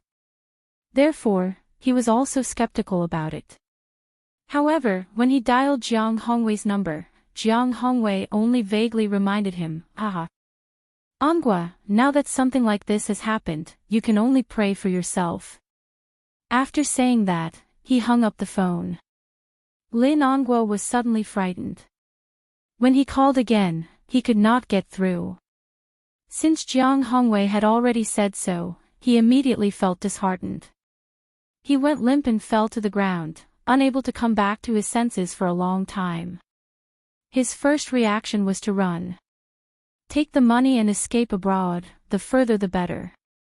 However, when he thought about it carefully, even if he wanted to escape, where could he escape to? Muyaja must have had a backup plan. If he wanted to escape, it would be difficult for him to do so. He was determined to toy with him until he died. This man was rumored to be ruthless, but he had seen it with his own eyes. He was indeed ruthless. He didn't leave him any way out. Chapter 1601. He was in so much pain at the thought of his many years of hard work being destroyed in one day. He made a lot of phone calls, but he realized that he had accumulated so many connections overnight, but now, none of them had heard of him. At times like this, he had to be careful of which side he chose. If he was not careful, he would be implicated. No one was willing to help him, lest they get into trouble.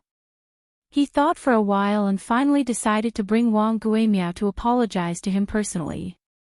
Perhaps, he would be lucky enough to get his forgiveness. Thus, the scene before him was born. Yu Yu stood expressionlessly at the door. He looked at the pleading couple without a trace of emotion in his eyes. How pitiful. Yu Yu said this coldly with an indifferent expression. Lin Ongwa saw his expression and was shocked by the little guy's calm state of mind.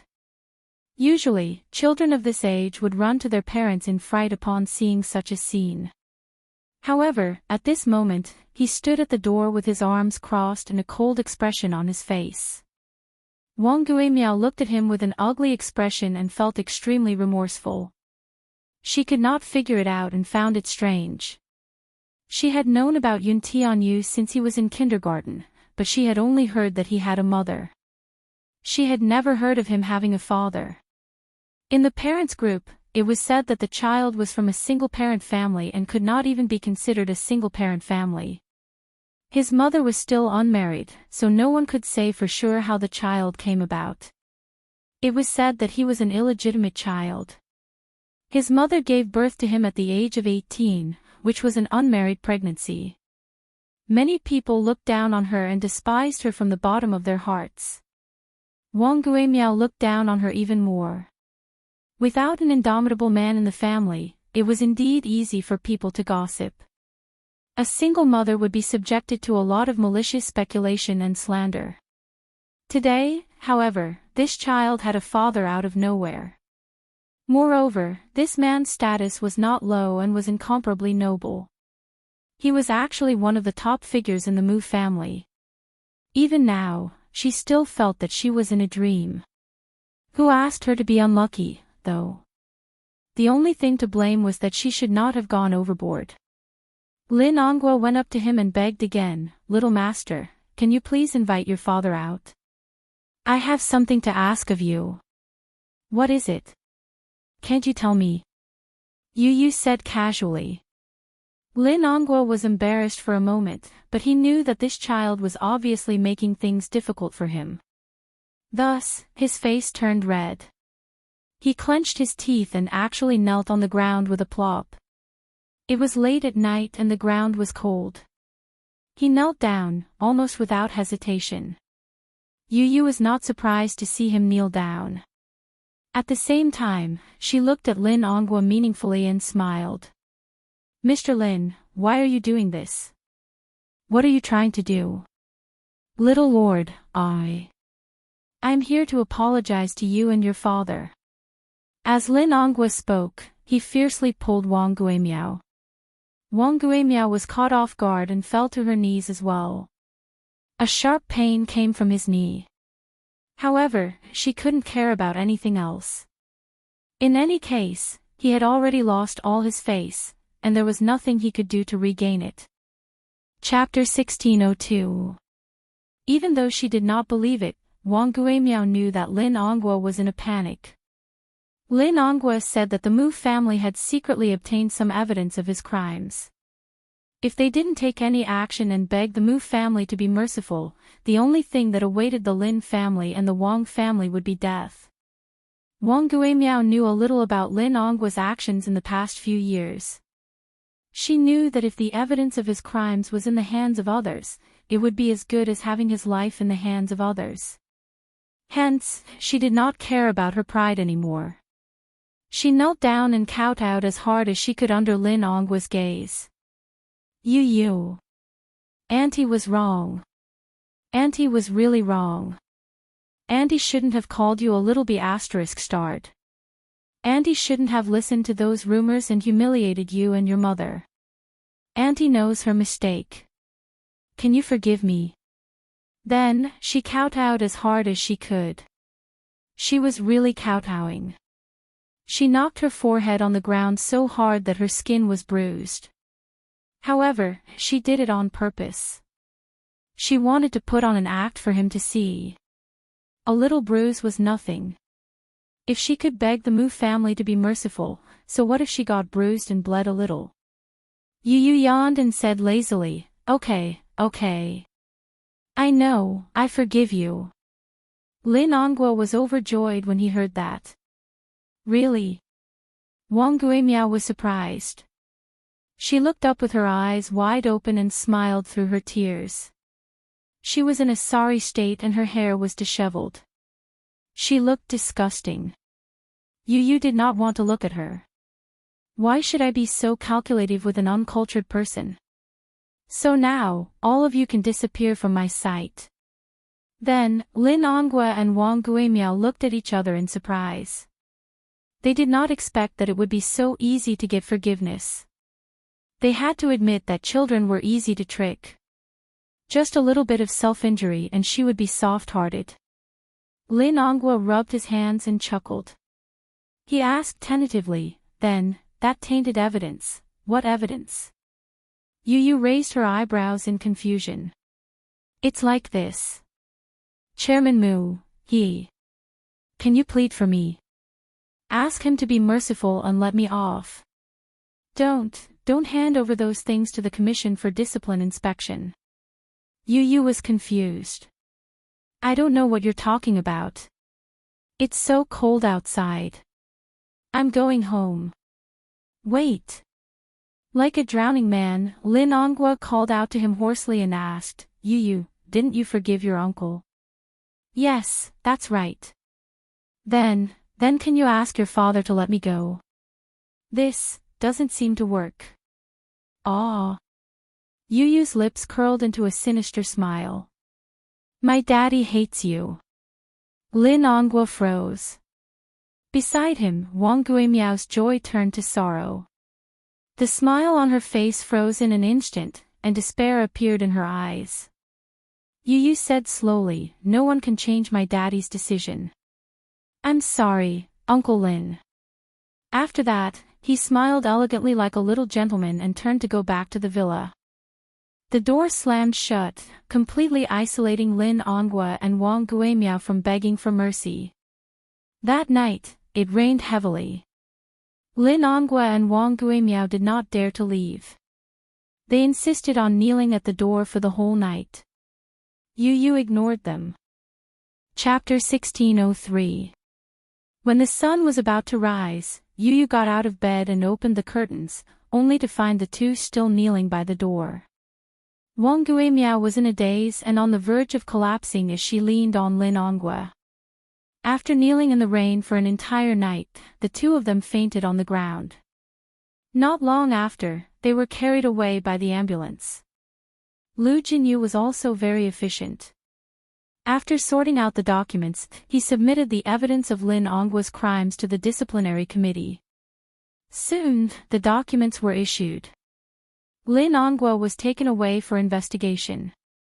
After the investigation, Lin Ongwa was accused of corruption, embezzlement, collusion with illegal businesses, embezzlement of non-performing assets, and embezzlement of more than 1 billion yuan. This case caused a huge uproar. Even the Wangs were implicated and their family assets were destroyed. Of course, this was all in the future. Before the admission procedures were completed, it happened to be Friday. Yu Yu asked Li Hanlin to drive him to the supermarket to buy some baking ingredients. He planned to bake a birthday cake for Yun Shishir when he got home. He was the one who had made the cake last year. However, at that time, he had just started baking and was not very familiar with it. Hence, the cake did not taste good. However, Yun Shishir liked it very much.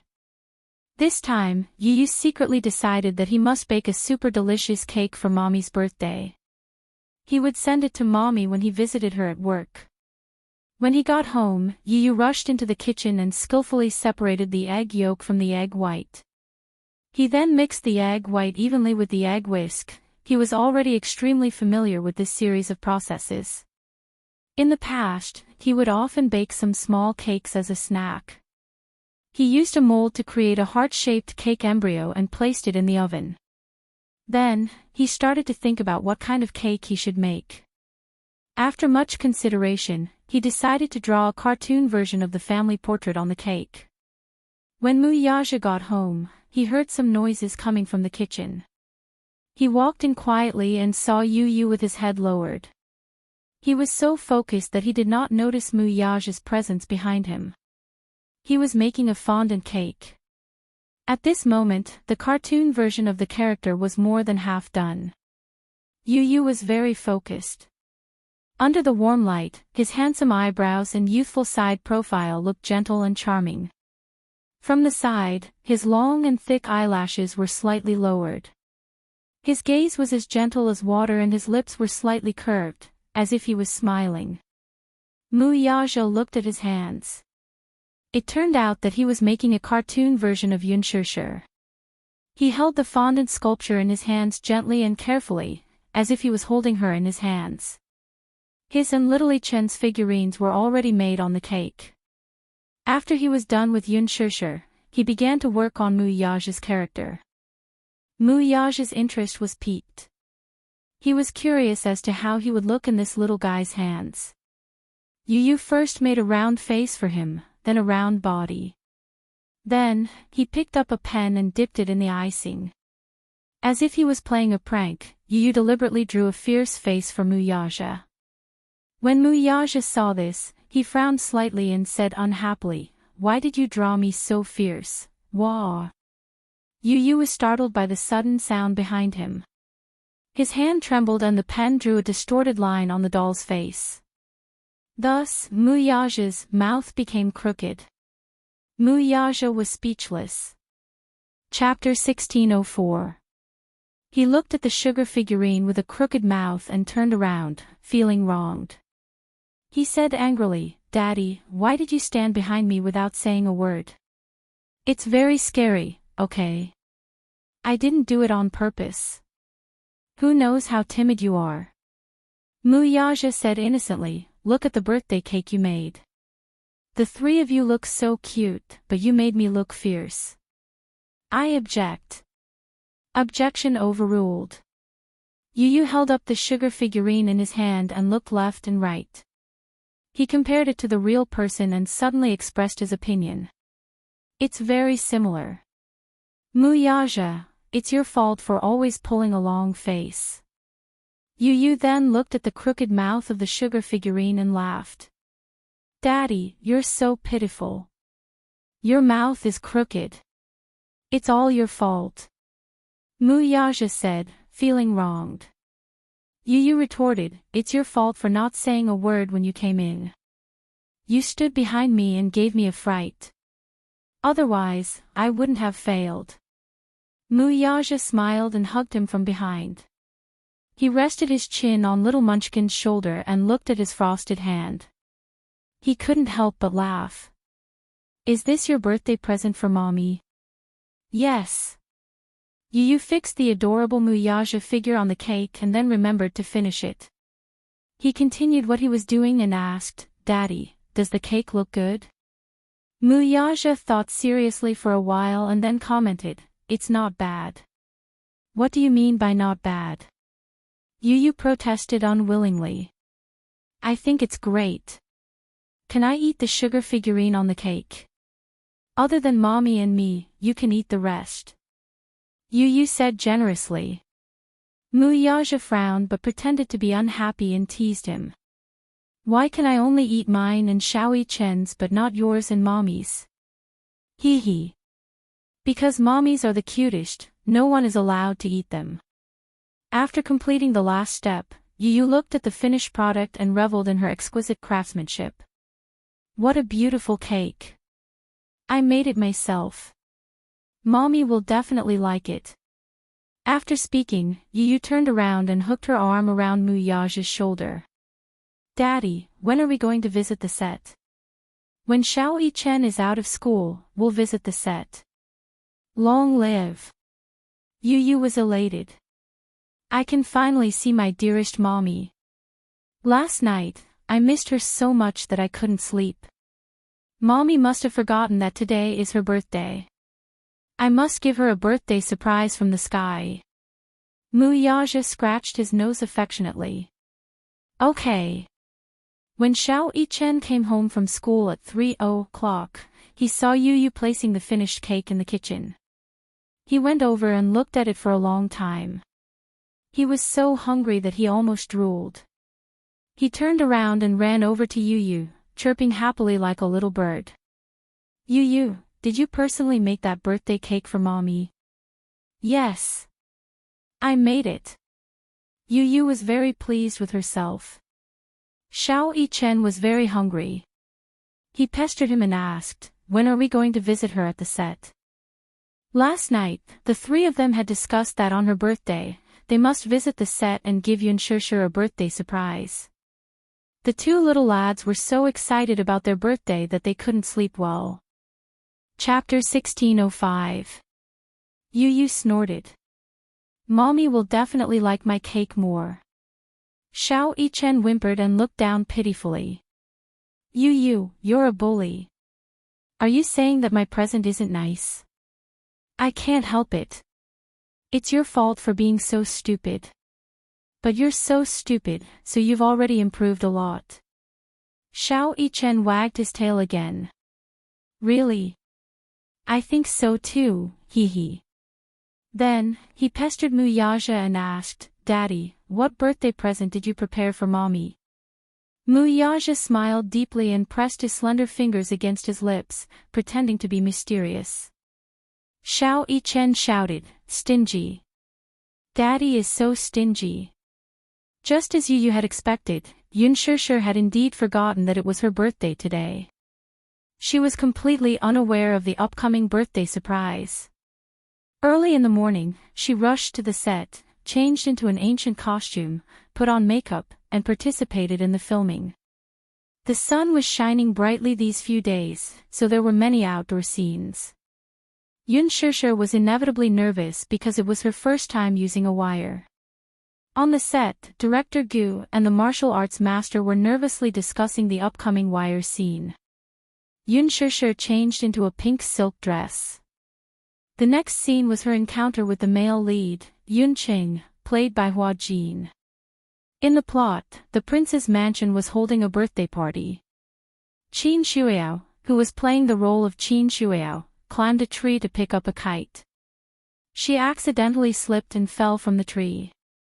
The male lead appeared and saved her. When the two met, Qin Shuiao fell in love with Yoon Chang at first sight. There were two scenes today. One was between Yoon Shir and Hwa Jin, and the other was between Yoon Shir and Lin Ji. Yoon Shir changed into her costume and was familiarizing herself with the camera position. Positioning was very important when filming, so she had to familiarize herself with it in advance. In addition, she was worried that she would not perform well in the wire scene and was under a lot of pressure. Suddenly, there was a fierce commotion on the set. Yoon Shir turned around and saw countless flashing lights. It turned out that Lin Ji had changed into her costume and appeared on the set. Today, there were many reporters visiting the set. However, as the media, the main visitors were naturally the female lead, Lin Ji, and the male lead, Hwa Jin. The audience was looking forward to the collision and sparks between the number one young man in ancient costumes and the number one actress in ancient costumes. Therefore, as soon as Lin Ji appeared on the set, all the reporters were on the move. They aimed their cameras at her and flashed wildly. Many other actors and actresses were looking at Lin Ji enviously. As expected of Lin Ji. As the female lead, she has so many media reporters visiting her. How glorious! A female supporting character sighed with envy. Humph! Who knew if these reporters were hired by her? Lin Ji hasn't been in the limelight recently. She's not even as popular as Yoon Shir. These reporters might have been hired. Another supporting character cursed inwardly. Along the way, Lin Ji's appearance caused a stir on the set. She seemed to enjoy the sensation and smiled at the reporters from time to time. She seemed to have come prepared. She had on exquisite makeup and was posing and flirting under the flashing lights. All the reporters surrounded her excitedly and handed microphones to her from time to time to interview her. Lin Ji noticed that Yoon Shir was also looking at her. The corners of her mouth curled up and her eyes revealed a smug look, as if she was silently showing off. Yoon Shir frowned. This Lin Ji. Chapter 1606. Didn't she know that her pretentious appearance made her look like a clown? She turned around and continued reading her script. Gu Xiaoyang heard the commotion and turned around abruptly. He frowned when he saw Lin Ji surrounded by reporters. Director Gu had a strange temper. He was very particular about the rules of the set. During filming, he strictly forbade any form of visits, let alone a high-profile one like Lin Ji's. If the media were to enter the set during filming, it would be detrimental to the set. It wasn't that they weren't allowed to visit the set, but they were filming and were not allowed to do anything unrelated to the filming. Old Zhang, where did these reporters come from? Director Gu asked with a frown. The script editor shook his head. Director Gu slammed the table and said angrily, "Didn't I order time and time again to seal off the set during filming and not allow any media or fans to enter?" Director Gu, I've already sent people to seal off the set. I don't know what's going on either. Director Gu threw down his script and walked up to Lin Ji. He waved his hand and said, "Now is not the time to visit the set. Get lost." Director Gu was known for his fiery temper. The reporters didn't dare to offend him, so they scrambled away with their equipment at his command. Lin Ji was left behind with an awkward expression. Director Gu, Gu Xiaoyang didn't wait for her to explain and scolded, "Shut up. Lin Ji, didn't I warn you not to cause any trouble on set? You're acting in my film as the female lead. Do you think you're good at acting? Or do you think you're so good that you can be so lawless and arrogant on set? How dare you let the reporters in during filming? Don't you know that I hate it when outsiders come in during filming?" Director Gu didn't give Lin Ji any face in front of everyone. Lin Ji's face turned green and red. She was extremely embarrassed. "Director Gu, you've misunderstood me. I don't know how these reporters got in." "You don't know?" Director Gu sneered. "Don't you know best how they got in? Why are you acting dumb in front of me? Do you think I'm easy to fool? Are you a best actress? Or an A-lister? Why did those reporters only take pictures of you and not the others? Do I have to be more straightforward? Why did you disregard the interests of the crew and consider the feelings of others? Have you considered my thoughts?" Gu Xiaoyang mercilessly exposed her in front of everyone, making Lin Ji even more embarrassed. The supporting actress who had guessed that Lin Ji had hired a reporter to visit her on set sneered. "I knew it. Ha!" Lin Ji still wanted to explain. Gu Xiaoyang didn't want to listen to her excuses. "Look at your face. What the hell is that makeup on? Didn't I ask the makeup artist to do willowy eyebrows and cherry lips for you? Take a look at yourself and look in the mirror." Lin Ji hired a reporter to visit her at work. In order to look more photogenic, she especially asked the makeup artist to put on Korean-style makeup. Gu Xiaoyang scolded her harshly. Lin Ji felt too ashamed to show her face. Director Gu, Lin Ji's eyes were misty with tears, and she was about to cry. She deliberately acted pitiful in order to gain Director Gu's understanding. Chapter 1607. "Lin Ji, I'm warning you for the last time, don't play any more tricks. If you anger me, I don't care if you're the female lead or not, I'll cut you into a side character. Hee. I'll also give you a heads up while I'm at it. Anyway, the filming has just started, so it doesn't matter even if I kick you out of the cast. Don't blame me for falling out with you when the time comes.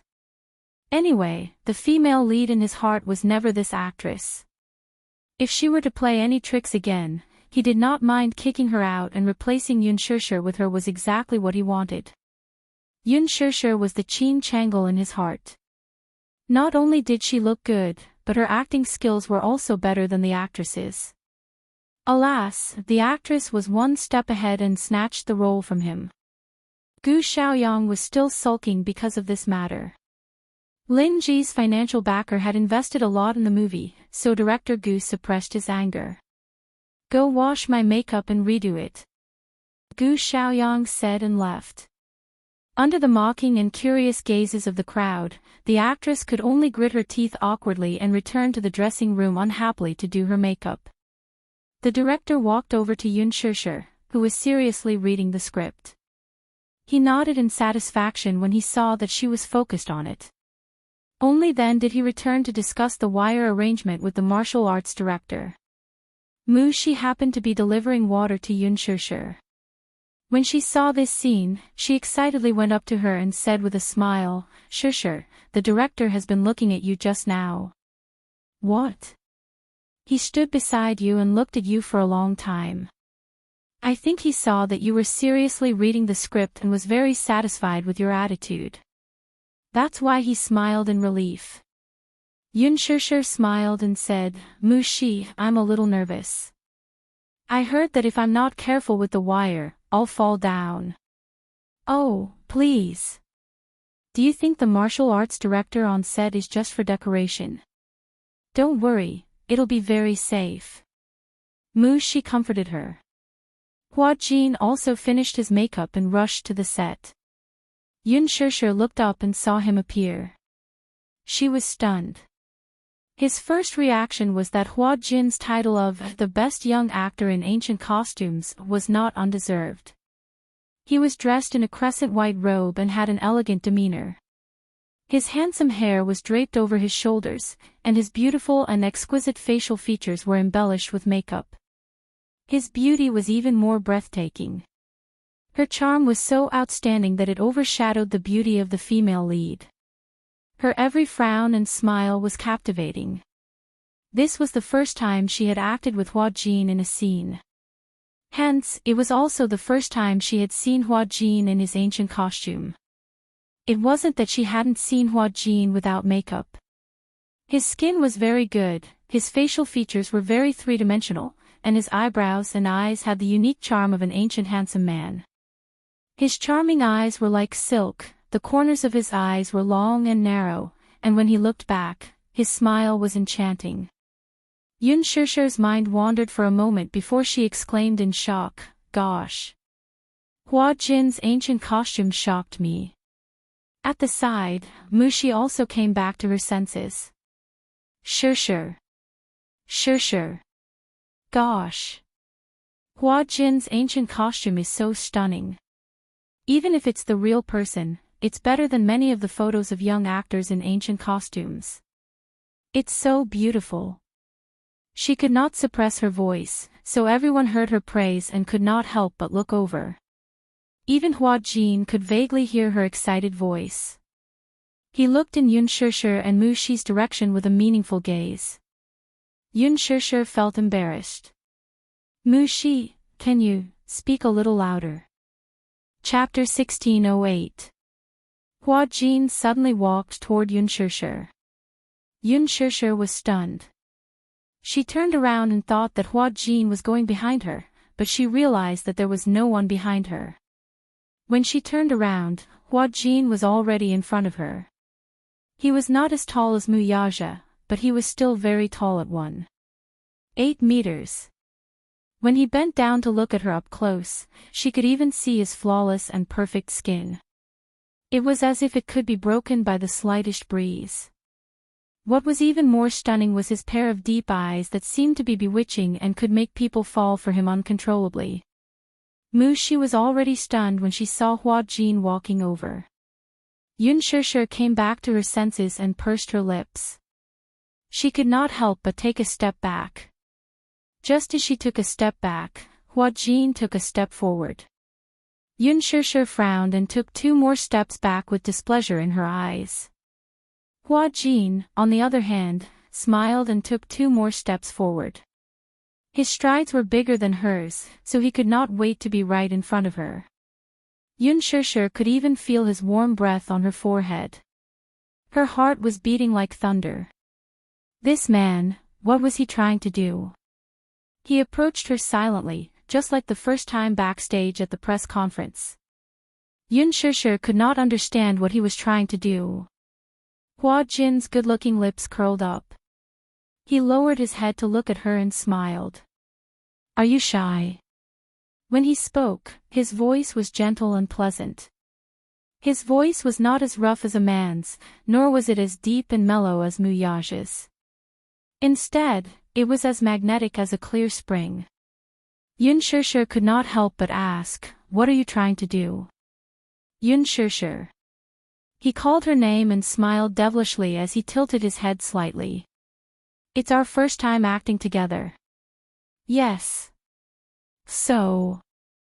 Hua Jin dragged out the last word and suddenly blinked at her. "Don't you think we should cultivate some chemistry?" Mushi, who was standing at the side, finally reacted. Seeing this scene, her eyes twitched hard. No matter how one looked at this scene, why did it seem like Hua Jin was flirting with Shishir? Could it be, was Hua Jin interested in her Shishir? However, at this moment, Mushi was completely immersed in Hua Jin's beautiful side profile and had no time to care about anything else. Yun Shishir laughed dryly. "Develop tacit understanding. I don't know what you're talking about. But, can you not stick so close to me?" "Close?" Hua Jin didn't think so. "Is it close? Men and women don't know what they're doing. It's best if we keep our distance." However, Hua Jin felt that her answer was very cute. This distance isn't considered close. He lowered his head slightly and whispered into her ear, "Little fool, between men and women, only negative distance is considered close." Negative distance? Yun Shishir was confused and didn't even think of the evil side. Hua Jin felt that her reaction was very interesting. How could there be such an innocent woman in the entertainment industry? She was so silly that it was cute. Looking at his meaningful smile, Yun Shishir realized what he meant by negative distance. She suddenly stretched out her hands and pushed him away. Jerk! Do you think it's fun to tease me like this? With that, Yun Shishir glared at him fiercely and walked around him. Hua Jin pursed his lips and covered his mouth to hide his laughter. He was as mischievous as a lazy kitten that had secretly eaten meat. He relentlessly chased after her and followed behind her. A strand of his handsome hair hung by his ear, making his skin seem even fairer than snow. Chapter 1609. Hua Jin's voice was as gentle as a clear spring, youthful and magnetic. He was very close to her. No matter how Yun Shishir tried to avoid him, he would still come up to her and stick to her side. Mushi came back to her senses abruptly and followed him. There were many supporting roles and extras on the set. Among them, many were Hua Jin's fans. Lethal Beauty was recruiting extras for the sake of Hua Jin being the male lead. Many of them did not want to be paid to join the cast, all for the sake of being able to catch a glimpse of the most handsome man in ancient costume from the nearest distance.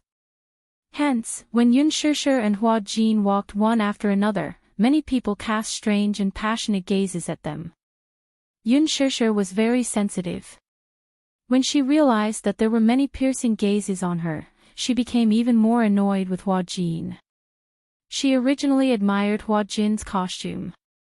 However, this handsome man who looked noble and otherworldly was actually like this in private. He seemed to like to be ambiguous. Yun Shishir frowned. Her footsteps quickened as she walked to her seat and sat down. Hua Jin immediately dragged a small stool over and sat opposite her. "How old are you?" Yun Shishir flipped open the script and ignored him. Her indifference did not make him retreat. Instead, Hua Jin's eyes were filled with interest. "Shishir, pay attention to me." Yun Shishir looked up and glared at him with a distant gaze. "Shishir is not for you to call me that. Hua Jin, please keep a distance from me." Hua Jin's eyes lit up when he heard this. He smiled slightly. "Shishir, you're finally talking to me. Why do you want me to keep a distance from you, though?" He lazily propped his chin with both hands, his beautiful eyes smiling. "I don't want to keep a distance from the person I like." "Hua Jin, you haven't started filming yet." Yun Shishir suppressed her anger and turned around, not wanting to talk to him. "Go away and don't bother me." "Shishir, you're so cold to me." Hua Jin leaned forward slightly. "Looking at your appearance, are you even 20 years old?" Mushi passed a blanket to Shishir from the side and said with a smile, "Shishir is already 24. Seeing that she had been betrayed, Yun Shishir turned pale with fright. She raised her head abruptly and glared at her assistant. Mushi knew that she had misspoken and bit her lower lip in frustration. Hua Jin's eyes widened slightly when he heard this. 24 years old. Then. She was about to reject him when he sweetly called out, "Sister." This man. Yun Shishir sucked in a deep breath of cold air. She could not hold it in any longer. Ever since she joined the production team, she had always kept her manager's words in mind to keep a distance from Hua Jin. She did not know what kind of demon was in this man's mind, but whenever he saw her, he would stare at her with an unfathomable gaze. Now, he even took the initiative to tease her. She could not chase him away. Did he not know how to read people's expressions? Couldn't he tell that she was annoyed with him? The moment the other supporting actresses saw Hua Jin, they surrounded him with adoration. Hua Jin's beauty could move anyone's heart. Hence, many people on the set wanted to strike up a conversation with Hua Jin. However, Hua Jin seemed to be aloof to everyone, so they knew that they were not interested. Now, they saw Hua Jin taking the initiative to chat with Yun Shishir, but Yun Shishir ignored him. Chapter 16:10. Therefore, they mustered their courage and walked forward, surrounding Hua Jin and Yun Shishir in the middle, trying to blend in with them. Hua Jin, you look so beautiful in ancient costume. Hua Jin, I'm your little fan. I've been following you since you debuted. The supporting actresses blushed and clenched their fists, clearly nervous. Just as they were eagerly anticipating his reply, he merely propped his chin on his hand and gazed at Yun Shishir's face with a wide smile. It was as if he had not heard their attempts to strike up a conversation with him.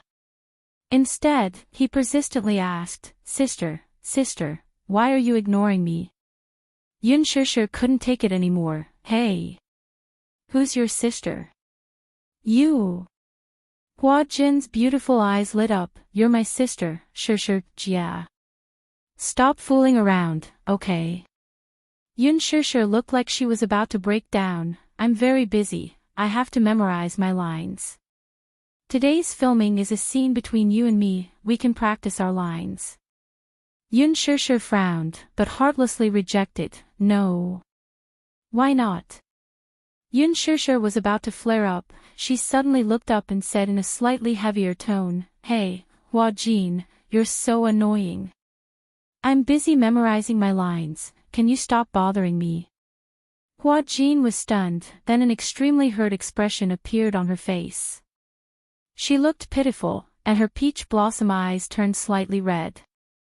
The supporting actresses were originally immersed in the awkwardness of Hua Jin ignoring them, but when they saw Hua Jin being wronged and helpless, they immediately felt pity for her and accused her with righteous indignation. Hey!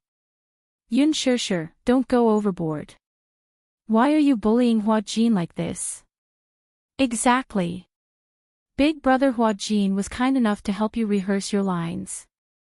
It's fine if you don't appreciate it, but you're being so aggressive and bullying big brother Hua Jin. What's the meaning of this? Humph. Don't you know that even though she's a newcomer who just debuted, her background is much better than ours? So now, she knows how to act like a big shot. Hee hee. Hua Jin didn't put on any airs and kindly wanted to practice with her, but she pretended to be reserved and embarrassed Hua Jin in front of everyone. That's too much. Mocking voices rose one after another. She could not take it anymore. With her hands on her hips, she defended, Hey! What are you doing? What does it have to do with you? You don't have to worry about Shishir. Have you memorized your lines? Are you familiar with the positioning? If you're so free, then wait for one more shot if you're so capable. Don't ng. Yun Shishir pressed the back of her hand. That's enough. She. Pausing for a moment, she turned around and looked at the cold faces around her. She sneered, My background is none of your concern. If you have the time, you should worry more about yourself, alright? Everyone was stunned.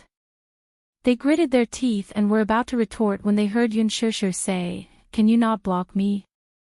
You, hey. Hua Jin suddenly spoke. Seeing him speak, a supporting female character immediately said agitatedly, Hua Jin, don't lower yourself to her level. She thinks she's a big shot and doesn't care about you at all. Hua Jin impatiently cut her off. What does it have to do with you? Supporting female character, Hua Jin's face suddenly darkened. I like her personality. This has nothing to do with you guys. Get lost. Chapter 16:11. She had lost all her face, so those who knew what was good for them dispersed. At last, those female supporting characters, who were jealous, did not forget to glare fiercely at Yun Shishir. Yun Shishir's eyes twitched hard. This Hua Jin, if placed in ancient times, would be a femme fatale. Hua Jin said, sure, don't be afraid. With me around, no one can bully you. I don't need you to speak for me. Wasn't it all because of him that she was being ganged up on? This man was really a femme fatale. Qin Zhou was indeed right. She should indeed keep a distance from him. Mu Shi said that he had a formidable sugar daddy behind him. Yun Shishir was even more vigilant now. Not to mention that mysterious sugar daddy, those fans of his in the production team were people she could not afford to offend. Hence, she said, just don't bother me, okay? Woo! I just like you. Yun Shishir could not take it anymore. Even if she could not afford to offend him, could she not avoid him? Hence, she stood up abruptly. Hua Jin followed suit and asked with a smile, where are you going? Don't follow me. Hey! Hua Jin hurriedly reached out to hold her hand when he saw her walking quickly. Yun Shishir's body trembled as if she had been scalded by fire. She flung his hand away violently. She turned around angrily and glared at him, only to see that he still had that playful and mischievous expression on his face. She looked around angrily and saw that not many people were paying attention to them. She calmed down and asked with gritted teeth, what is your purpose? Motive. Hua Jin tilted his head and pondered for a moment. His lips suddenly curled into a mischievous smile as he leaned closer to her. His ambiguous breath brushed against her cheek. Is wanting to sleep with you considered my motive? With a loud bang, Yun Shishir's head seemed to explode. What did he mean? She looked at him in disbelief, only to see that his expression was half joking and half serious. She couldn't tell from his tone whether he was serious or joking. But, this wasn't a joke, was it?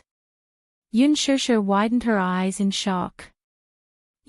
She suddenly stretched out her hand and pushed hard.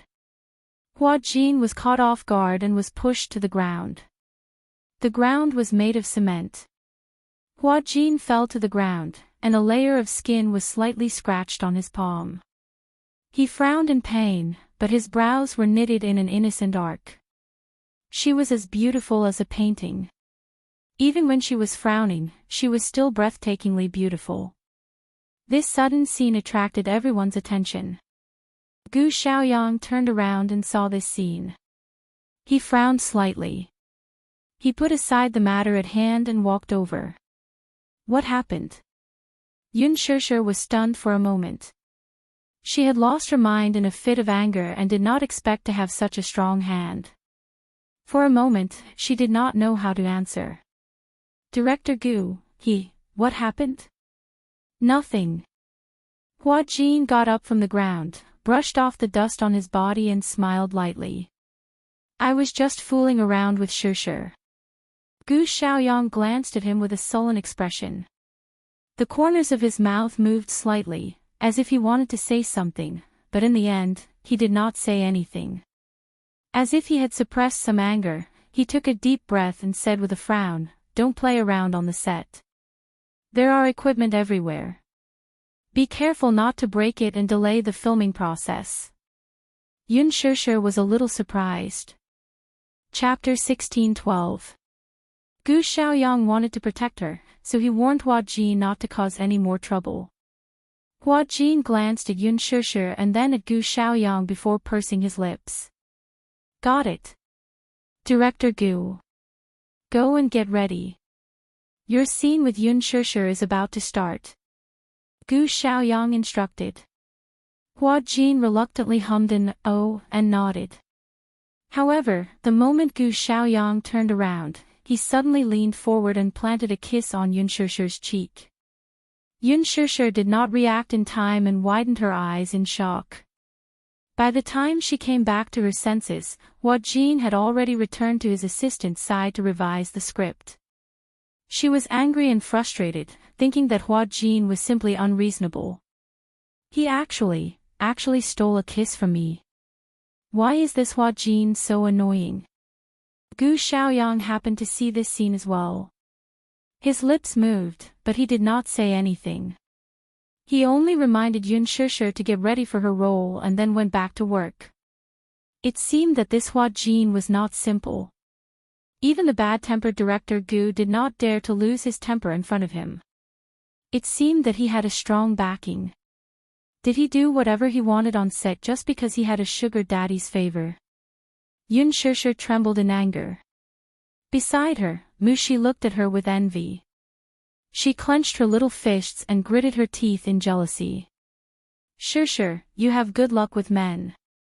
Hua Jin took the initiative to kiss you. I'm so envious of you. Yun Shishir glared at her weakly. Seeing that she was really angry, Mushi felt guilty and quickly explained, Shishir, don't be angry. I was just joking, don't take it seriously. Mushi. This joke isn't funny at all.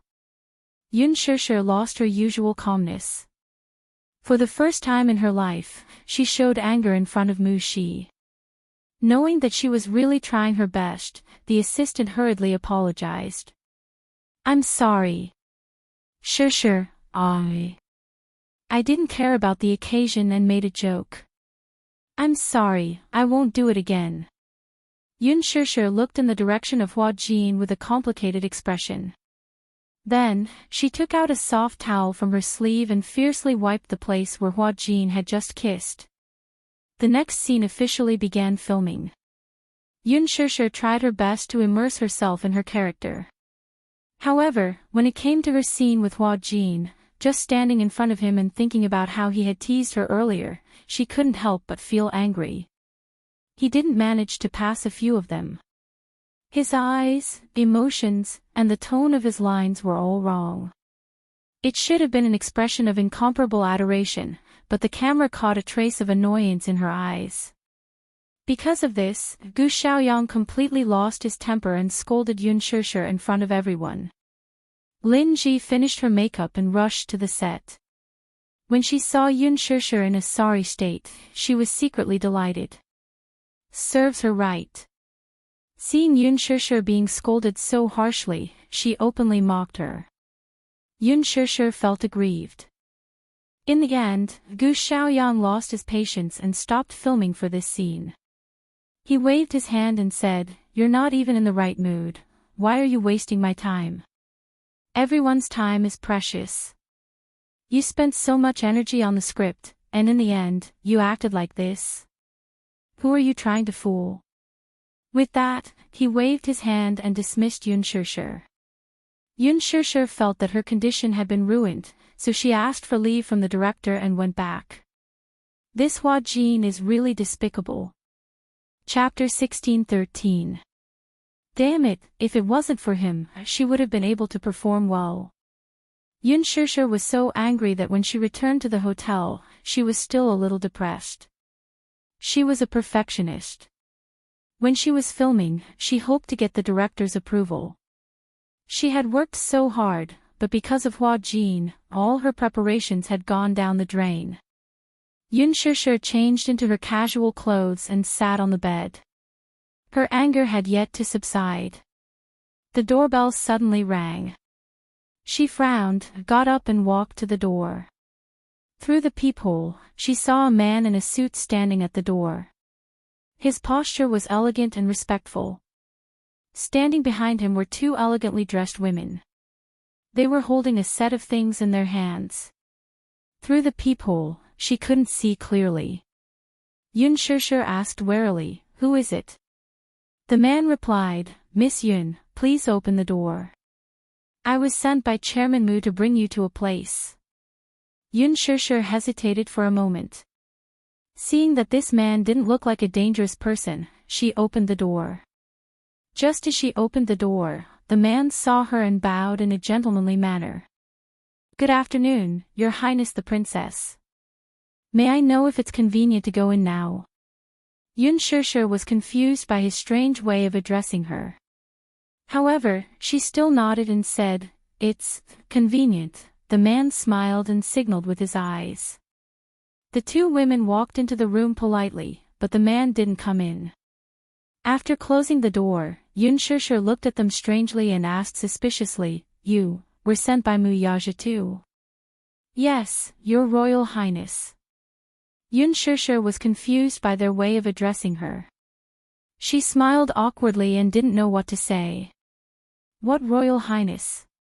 Your Royal Highness, please change into a dress first. One of the women carried a gown and greeted her with a perfect smile. Yun Shishir frowned. She didn't know what this Muyaja was up to. Why did he want her to change into a dress for no reason? Was he bringing her to a banquet?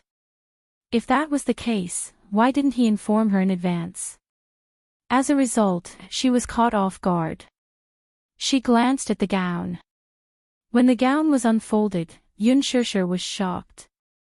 What a beautiful dress. The champagne-colored gown had a skirt that reached the ground.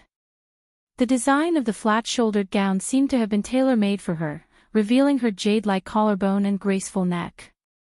The chest area was adorned with a few pink roses that extended from the waistline all the way to the hem of the skirt. The flower adornment was beautiful and flawless. The petals were especially lifelike, almost to the point of passing them off as genuine. If one did not examine them carefully, one would not be able to tell that the petals on the dress were fake. Your Highness, please change into your formal attire. Yun Shishir hesitated for a moment, then nodded. After changing into the gown in the bedroom, she walked in front of the full-length mirror. She was like a flower fairy standing in the mirror, refined and beautiful. The two women went up to her and helped her to the dressing mirror. One was in charge of her hair, and the other was in charge of her makeup. An hour later, she was dressed up like a princess from a fairy tale, noble and elegant. Yun Shishir looked at herself in the mirror. The person in the mirror really looked like a princess from a fairy tale movie. But this dreamy crystal makeup was not suitable for a banquet. Chapter 16:14. Through the window, the scenery of the street flashed by quickly. She didn't know where the car was taking her. She was in a daze the entire way. When she got out of the carriage, the sky was getting dark and the night was beautiful.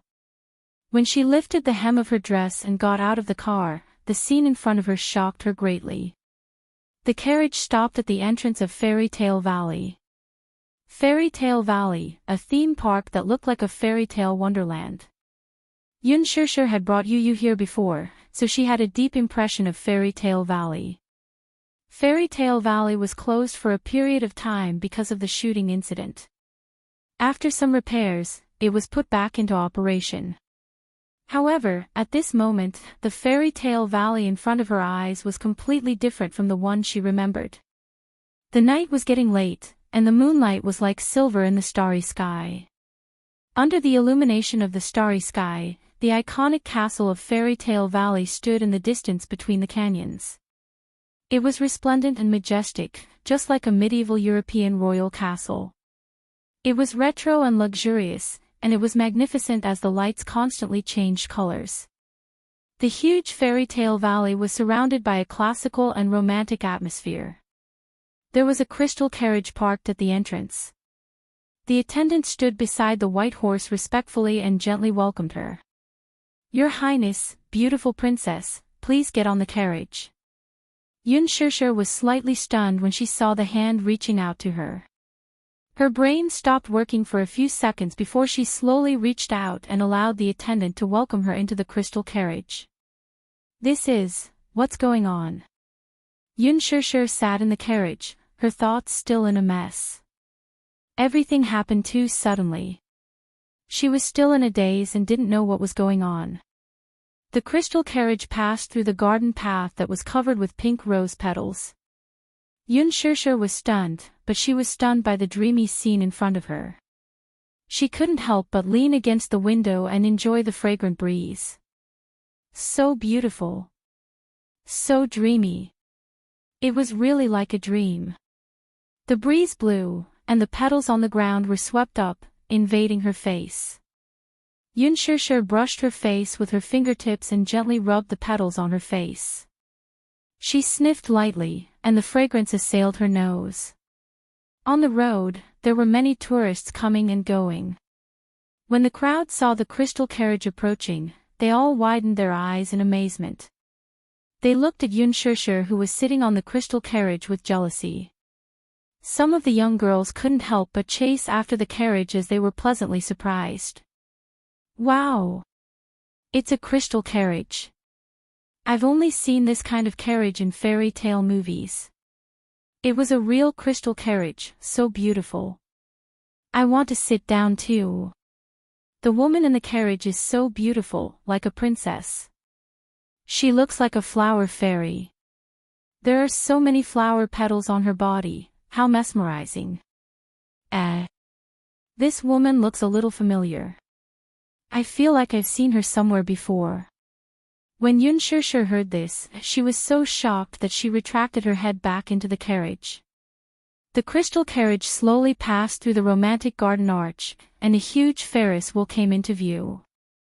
Under the background of the bright starry sky, the huge Ferris wheel slowly rotated along with the music. The attendants helped Yun Shishir down from the crystal carriage.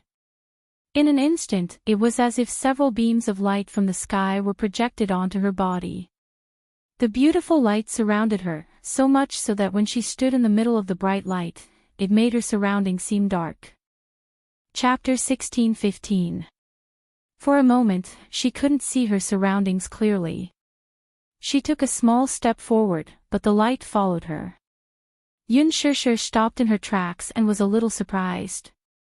Just as she was at a loss of what to do, she suddenly saw a tall and slender figure slowly walking towards her from not far away. Yun Shishir widened her eyes. Standing in the light, she couldn't see clearly. In her curious and surprised gaze, a man in a snow-white suit appeared in front of her like a god.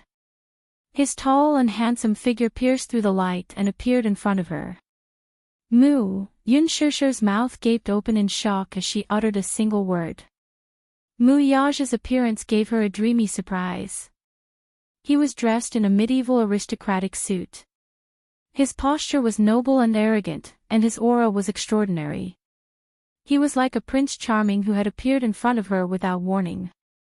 She had imagined countless dreamy scenes, but now, they were displayed in front of her without warning. She couldn't come back to her senses for a long time. Yun Shishir stared at the handsome man in front of her in a daze. She was a little speechless. Did he prepare everything in this fairy tale-like fantasy for her? Yun Shishir's body stiffened slightly. In front of her, the strong light left a deep impression on his exquisite facial features. In the dreamy light and shadow, his handsome face was like an ancient Greek sculpture, handsome as if it was cast. Amidst the gentle breeze, his black hair brushed past his ears, his proud jawline, and his deep, serene eyes were breathtaking. His thin lips gently curved into a charming arc. Mu Yaja gently reached out to her and opened his palm. He raised his eyebrows slightly and gave her a silent invitation with his eyes. She raised her hand and placed it in his palm. Suddenly, her breathing became tight. Yun Shishir couldn't believe that everything in front of her was real. So much so that she asked a silly question at this romantic moment. Mu Yaja, she looked up and her eyes flashed. Is it really you? What answered her was the man's powerful palm. He held her hand and took the opportunity to pull her into his embrace. Yun Shishir was caught off guard and fell into his embrace. Her swaying body was supported by his strong arms. She raised her head and looked into the man's deep and doting eyes. Little fool, it's me. Little fool, it's me. This intimate and affectionate form of address made her slightly startled. Just a few hours ago, Hua Jin had called her that. She felt impatient and didn't like him calling her that. However, when Mu Yaja called her little idiot, it actually made her feel a trace of warmth and sweetness in her heart. Yun Shishir still couldn't believe everything in front of her eyes. She was afraid that in the blink of an eye, she would wake up from her dream. When she woke up, she would still be on set, sitting in a deserted hotel. She couldn't help but stretch out her arm and gently wrap it around his waist, greedily longing for this moment. Behind them, the Ferris wheel stopped.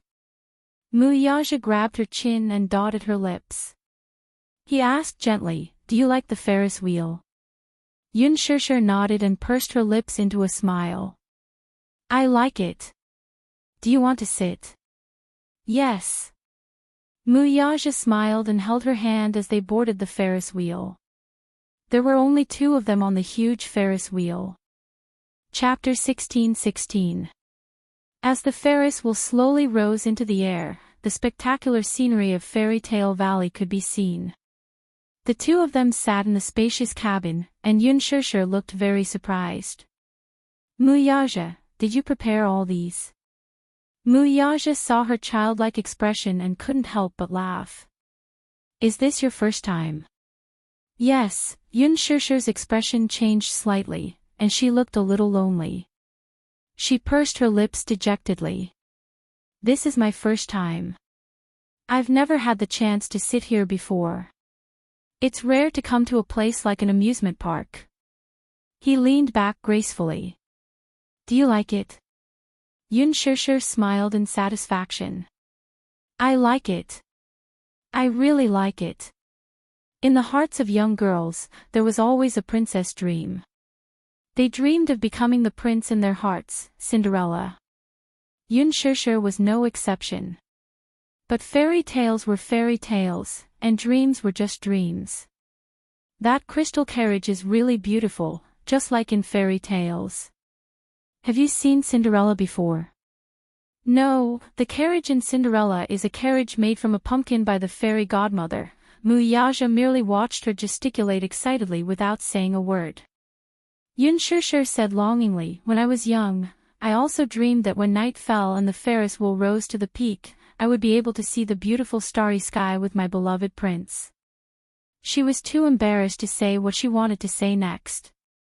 When the Ferris wheel rose to the sky, fireworks would be dazzling in the starry sky, and the prince would take out a beautiful diamond ring, propose to her, and kiss her in the beautiful night. She only hid these beautiful fantasies in her diary.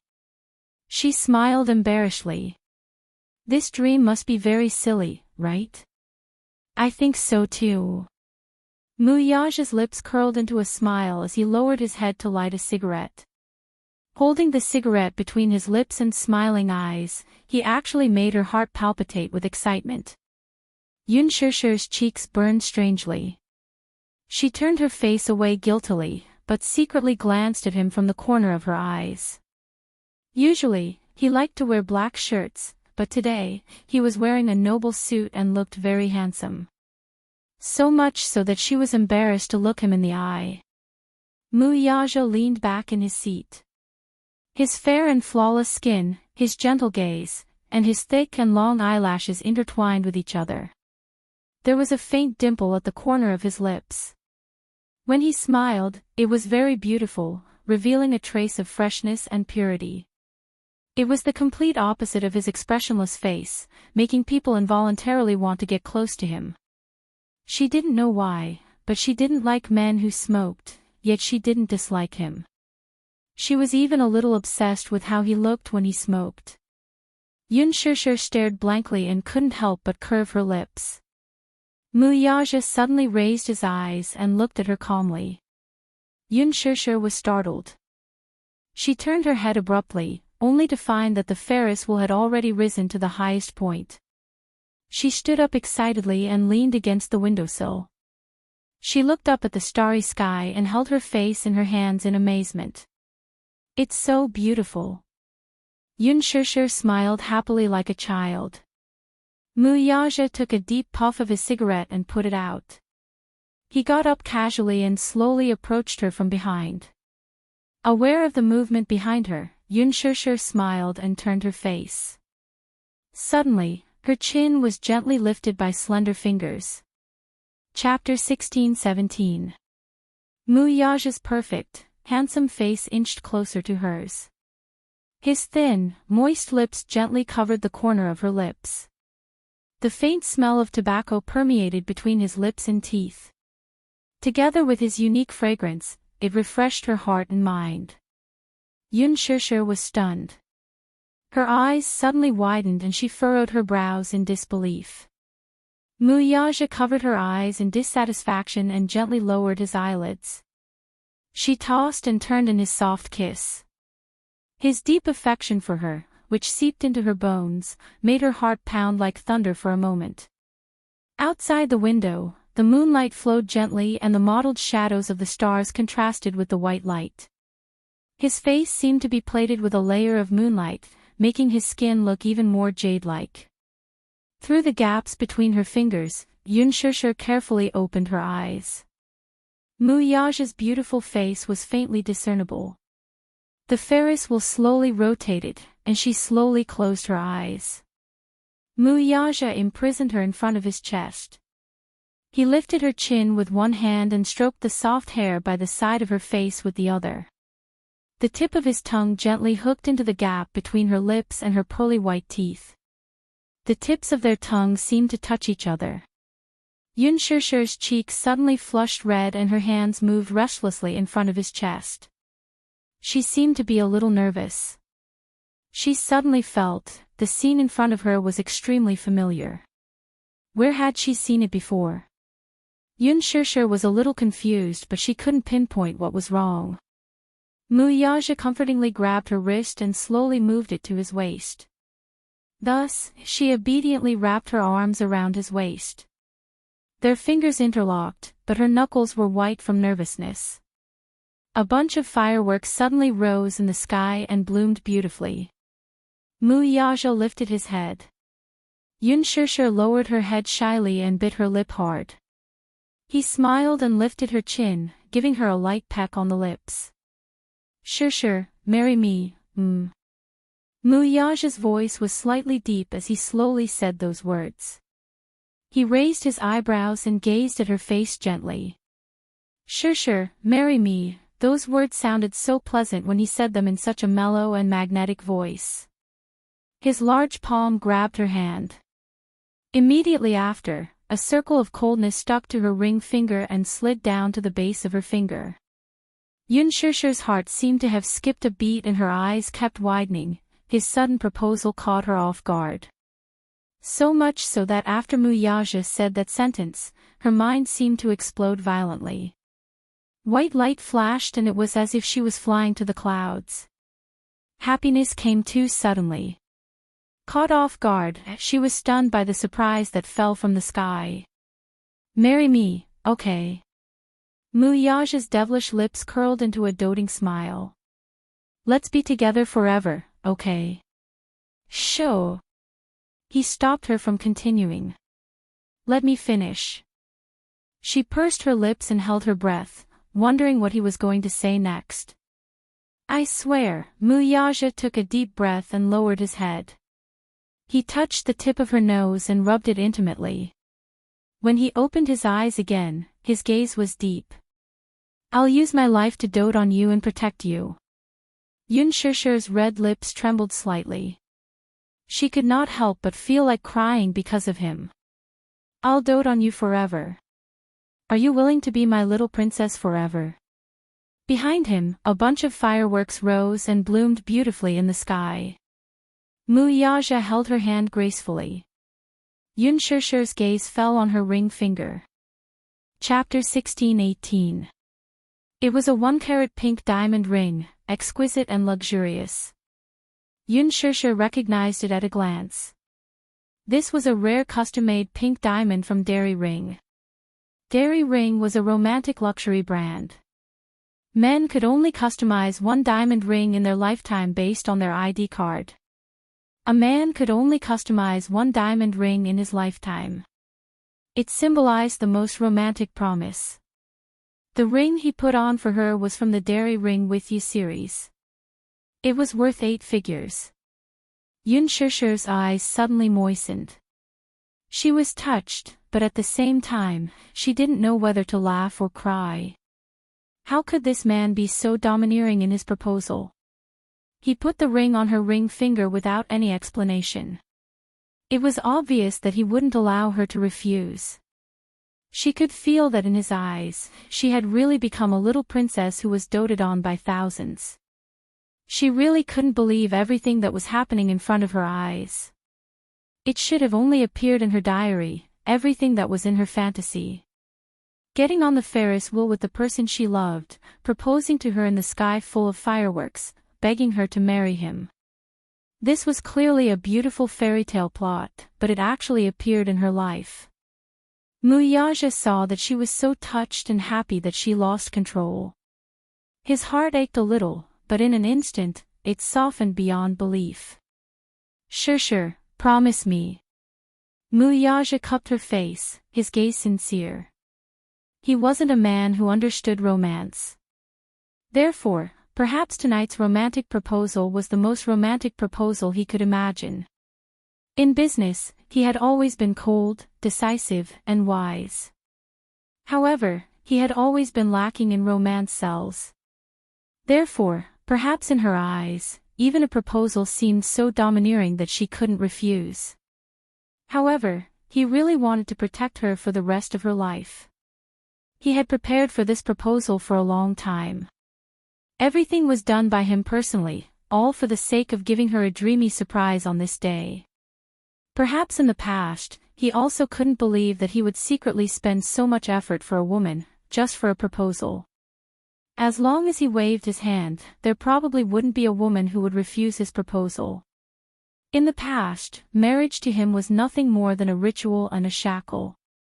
But now, because of her, he had changed his view of marriage.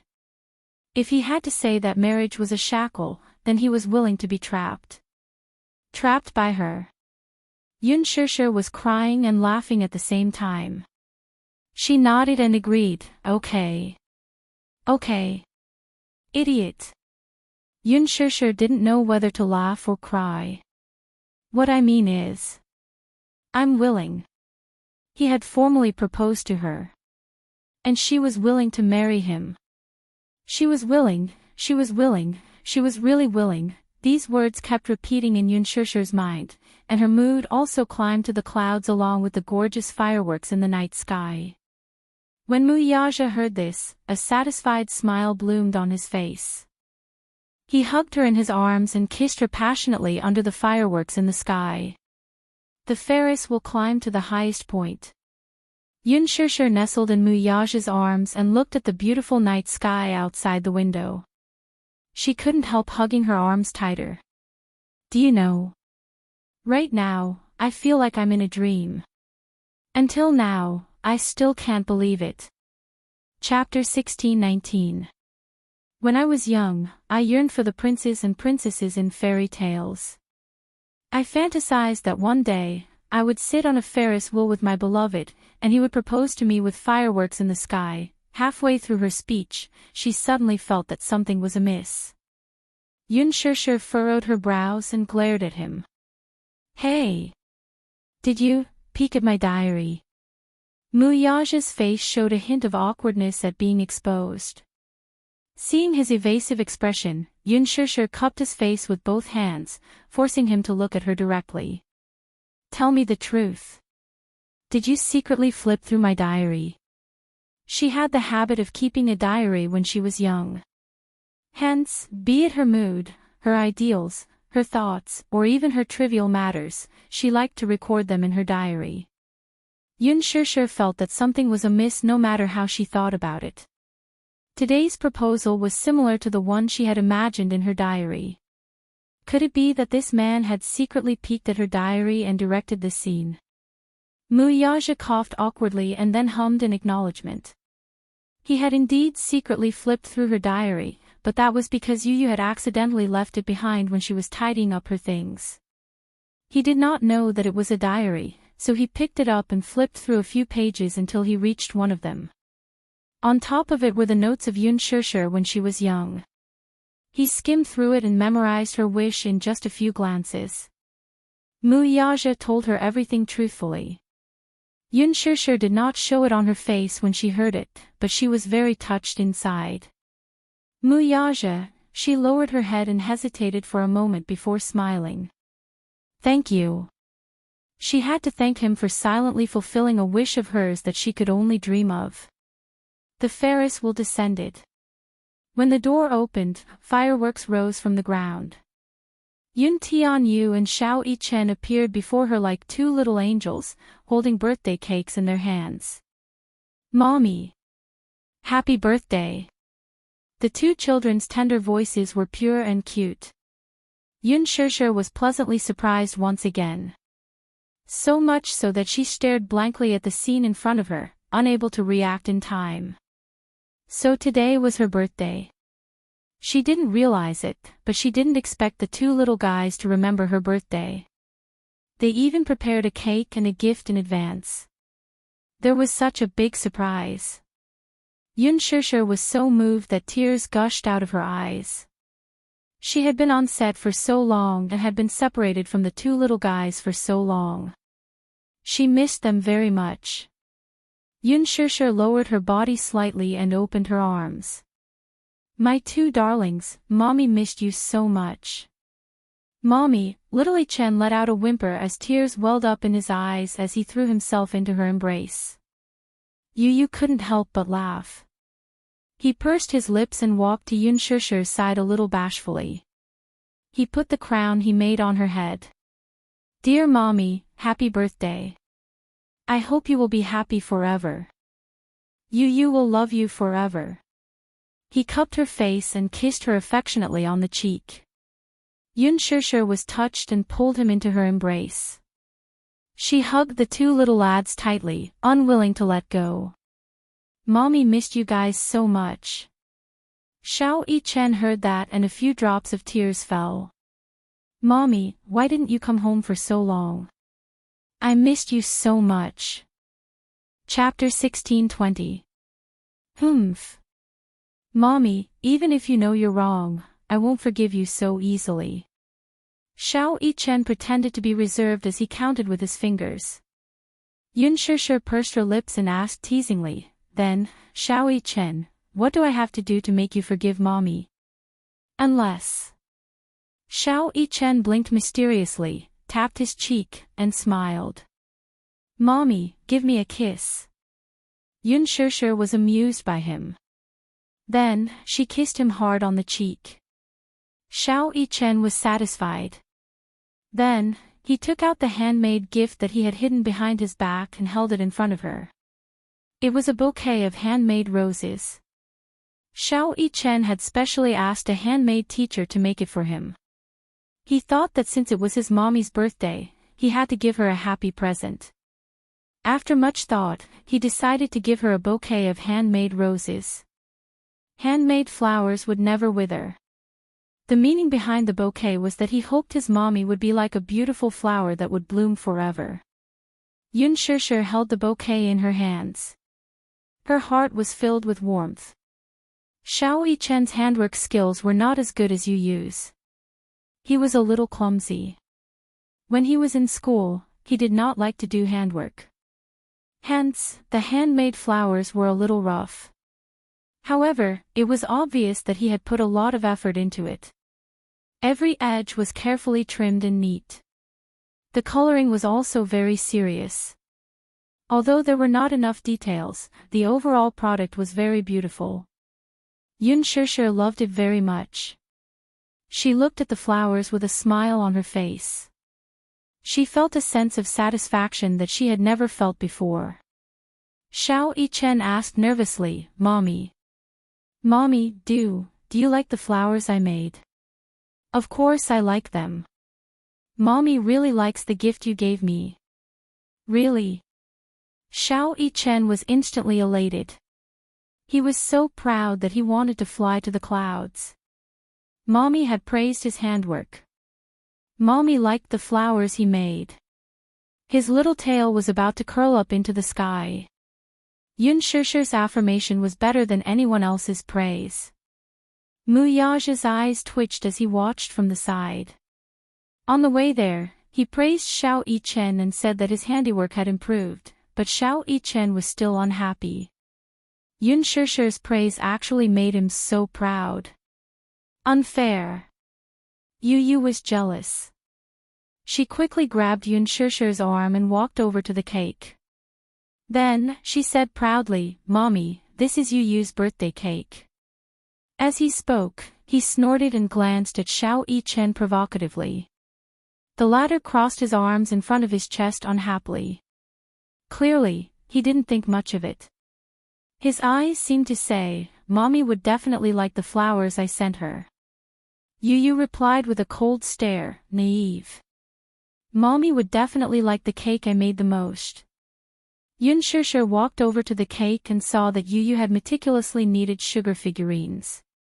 Mu Yaja, Yun Shishir, Yu Yu, and Xiao Yichen's family of 4 were used as the template. The figurines were pink and sticky, cute and charming. Xiao Yichen's and Yun Shishir's facial features were especially lively. However, Yun Shishir's gaze landed on Mu Yaja's face. Pfft! She burst out laughing. Not only was Mu Yaja's face fiercely pinched by Yu Yu, but his mouth was also tilted to one side due to the accident when he was making the cake. Ha ha ha. The expression of the sugar figurines was so funny that Yun Shishir couldn't help but burst out laughing. Mu Yaja walked over and took a look. His face darkened and he rubbed his forehead with a headache. Chapter 1621. Daddy, you really can't blame me for this. Yu Yu explained innocently. Who asked Daddy to suddenly appear behind him when he was concentrating on making the cake, giving him a big fright. He was so frightened that he inadvertently drew his mouth crooked. Yun Shishir laughed until tears rolled down her cheeks. Mu Yaja's sugar figurine's expression was so creepy that she couldn't stop laughing. Idiot, stop laughing. Mu Yaja felt a little embarrassed. The other 3 sugar figurines were so cute, but his sugar figurine had a fierce and dry expression. Most importantly, its mouth was crooked to one side. It was unbelievably ugly. He felt a little wronged. When he saw Yun Shishir laughing again, he had the urge to hide the sugar figurine. However, he couldn't. Yu Yu had painstakingly made this cake for her. Otherwise, he would have destroyed it long ago. Seeing that his mother was amused, Yu Yu was also infected by her happy and joyful mood. His lips could not help but curl into a smile, and he actually laughed along with her. Xiao Yichen had secretly taken a look at the cake and Mu Yaja's ugly but cute sugar figurine. He had already laughed along the way. However, now that Yun Shishir and Yu Yu were laughing, he couldn't help but laugh too. The 3 of them laughed together. Mu Yaja's expression darkened. He glared at Yu Yu warningly. Yu Yu understood. He cleared his throat and coughed. He immediately stopped laughing and said to Yun Shishir, "Mommy, don't laugh anymore. Let's blow out the candles, okay?" "Okay." Yu Yu immediately took out the digital candles and stuck them on the cake. Then, he lit the candles with a match. The flames flickered, illuminating the faces of the 4 people. "Xiao Yichen, let's sing a happy birthday song to Mommy together." Xiao Yichen immediately reacted and clapped his hands. "Happy birthday to you. Happy birthday to you. Happy birthday to my dear Mommy, happy birthday to you." Yu Yu said excitedly, "Mommy, hurry up and make a wish." Yun Shishir immediately clasped her hands together and closed her eyes sincerely. She smiled and silently made a wish. Then, she blew out the candles. Phew, wow. That's awesome. Little Yichen jumped up and down in excitement, his saliva almost flowing out of his mouth uncontrollably. Suddenly, he curiously tugged at his mother's sleeve and probed, "Mommy, what birthday wish did you make?" Yu Yu gave him a hard knock on the head. "You big idiot. Wishes won't come true if you say them out loud." "Oh, I see." Xiao Yichen couldn't hide his disappointment. However, when he thought about how he was going to eat the cake, he immediately became happy again. "I can finally eat the cake." As he spoke, he greedily reached out his little hand to grab the little sugar figurine on the cake. Yu Yu hit his head again. "Idiot. Mommy hasn't cut the cake yet. You're not allowed to eat it." Xiao Yichen groaned and held his forehead in pain. He blinked his big, watery eyes sadly and looked at Yu Yu as if he was silently complaining. Yu Yu also stared at him. Yun Shishir didn't know whether to laugh or cry. Why was it that Xiao Yichen, the younger one, didn't act like an older brother like Yu Yu? Xiao Yichen was more timid. Chapter 1622. Mommy, hurry up and cut the cake. That way, the birthday ceremony will be complete. Okay. This little bun really knew more than she did. Mu Yaja walked forward and held her hand. Yun Shishir turned around and smiled at him. Then, they cut the cake together. The two little guys clapped and cheered. Yu Yu, can we eat now? Little Yichen stared at him greedily, his saliva almost dripping from his mouth as he stared at the cake. Yu Yu glanced at him in disdain and said expressionlessly, "Please wipe your saliva first." Xiao Yichen was confused. Yu Yu sighed and rubbed his forehead. Stupid brother, why are you so greedy? Because Yu Yu's cake looks so tempting. It must be delicious. Xiao Yichen said honestly. Yu Yu was speechless for a moment. Then, he sighed and took the initiative to cut a piece of cake and passed it to him. You! Little greedy cat, eat it. I don't want this. I want the sugar figurine on the cake. Yu Yu pondered for a moment and asked curiously, which one do you want? Xiao Yichen was drooling. I want yours.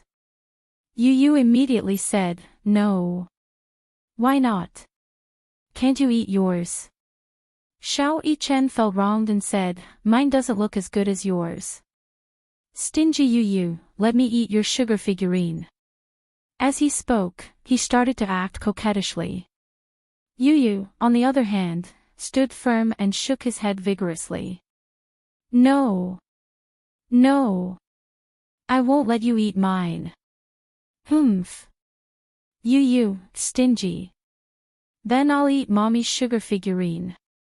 As he spoke, he reached out his hand and grabbed the cutest sugar figurine that Yu Yu had spent the most effort on.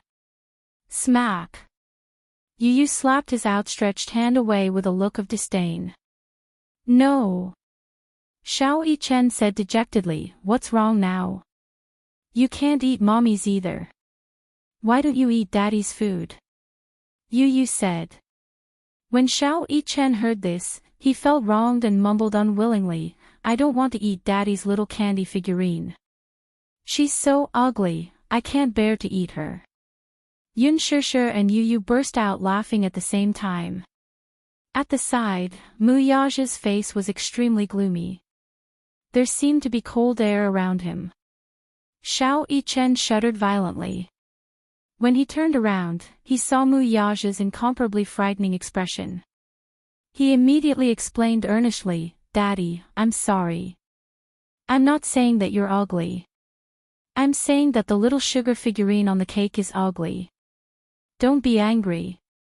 Yu Yu, Yun Shishir, Mu Yaja's face darkened even more. Why did this little guy have to explain to him so seriously? Was he born to be a comedian? Yu Yu said, Xiao Yichen, be good and let mommy choose a candy figurine first. It'll be your turn after that. As he said this, he turned around and said seriously, Mommy, pick a candy figurine and try it. Yun Shishir said in surprise, Eh?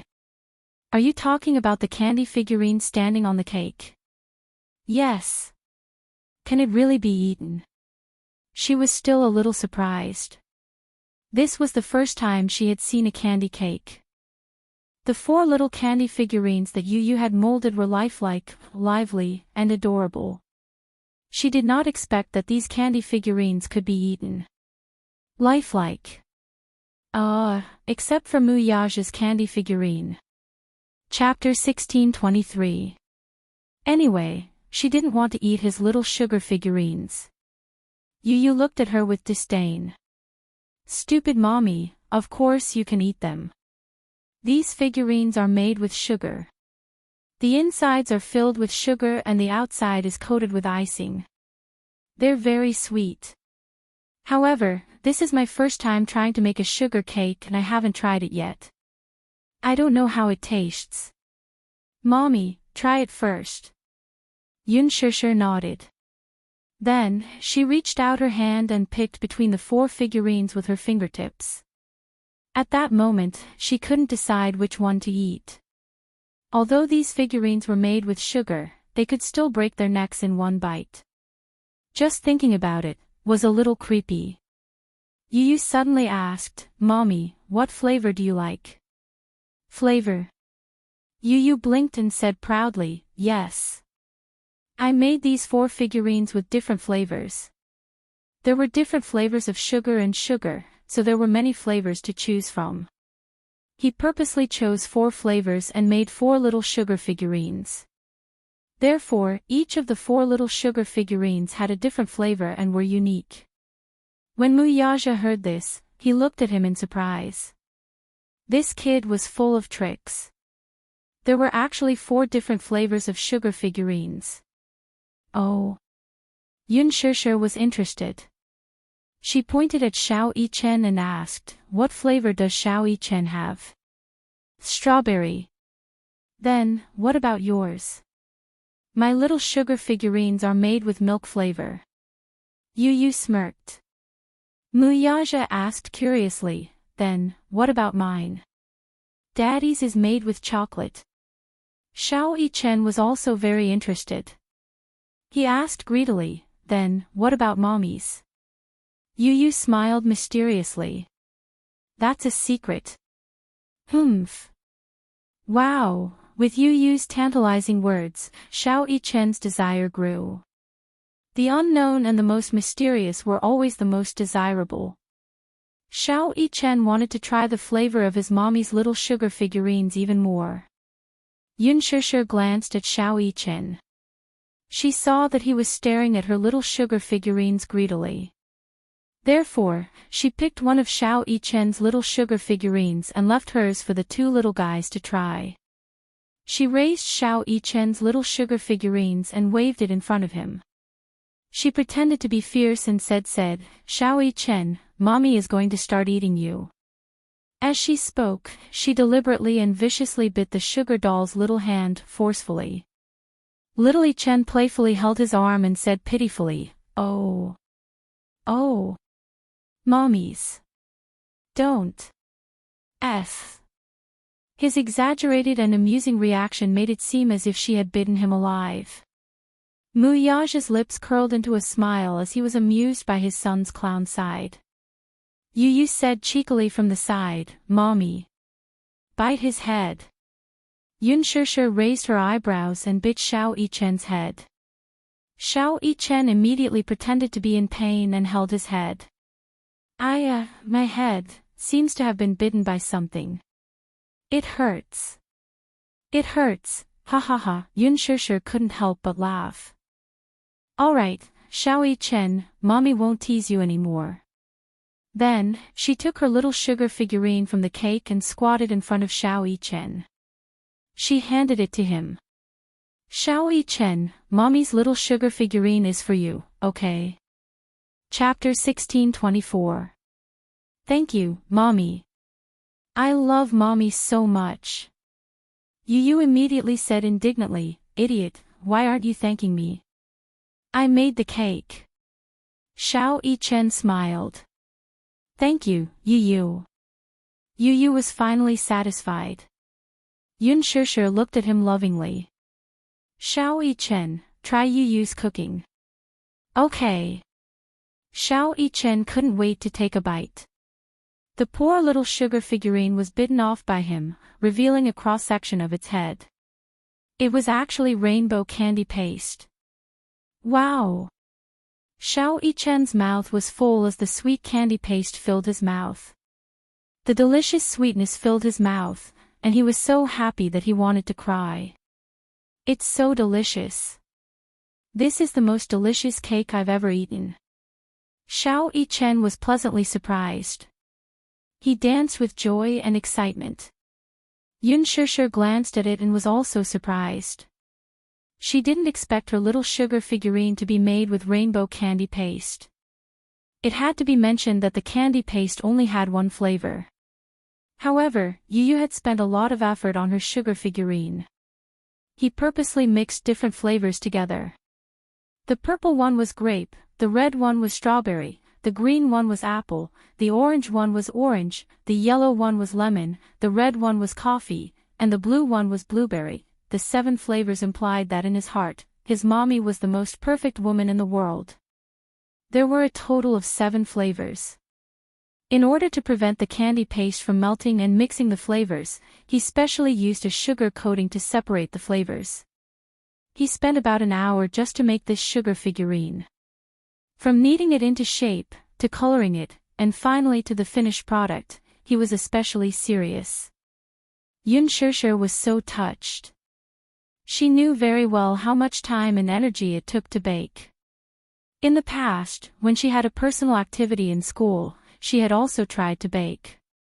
However, she was clumsy and the biscuits she made were all burnt.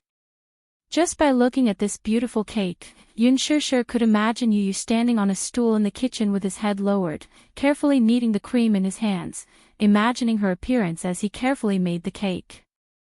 A warm current seemed to flow into his heart. Today was really, what a pleasant surprise. This was probably the happiest birthday she had ever had in her life. Yun Shishir was satisfied. Xiao Yichen raised the candy figurine to Yun Shishir's lips and said considerately, "Mommy, this candy figurine made by Yu is so delicious. You should try it too." Yu was also looking forward to it. "Mommy, try it and see how it tastes." "Yes." Yun Shishir nodded and took a bite under the serious gazes of the 2 little munchkins. When the 7-colored candy paste entered her mouth, it instantly overflowed with sweetness, filling her mouth and teeth. The candy paste made by Yu was sweet but not greasy, soft but not sticky. It was just the right amount of sweetness, but it made one want to taste it again. Yun Shishir had never eaten such a delicious cake and was pleasantly surprised.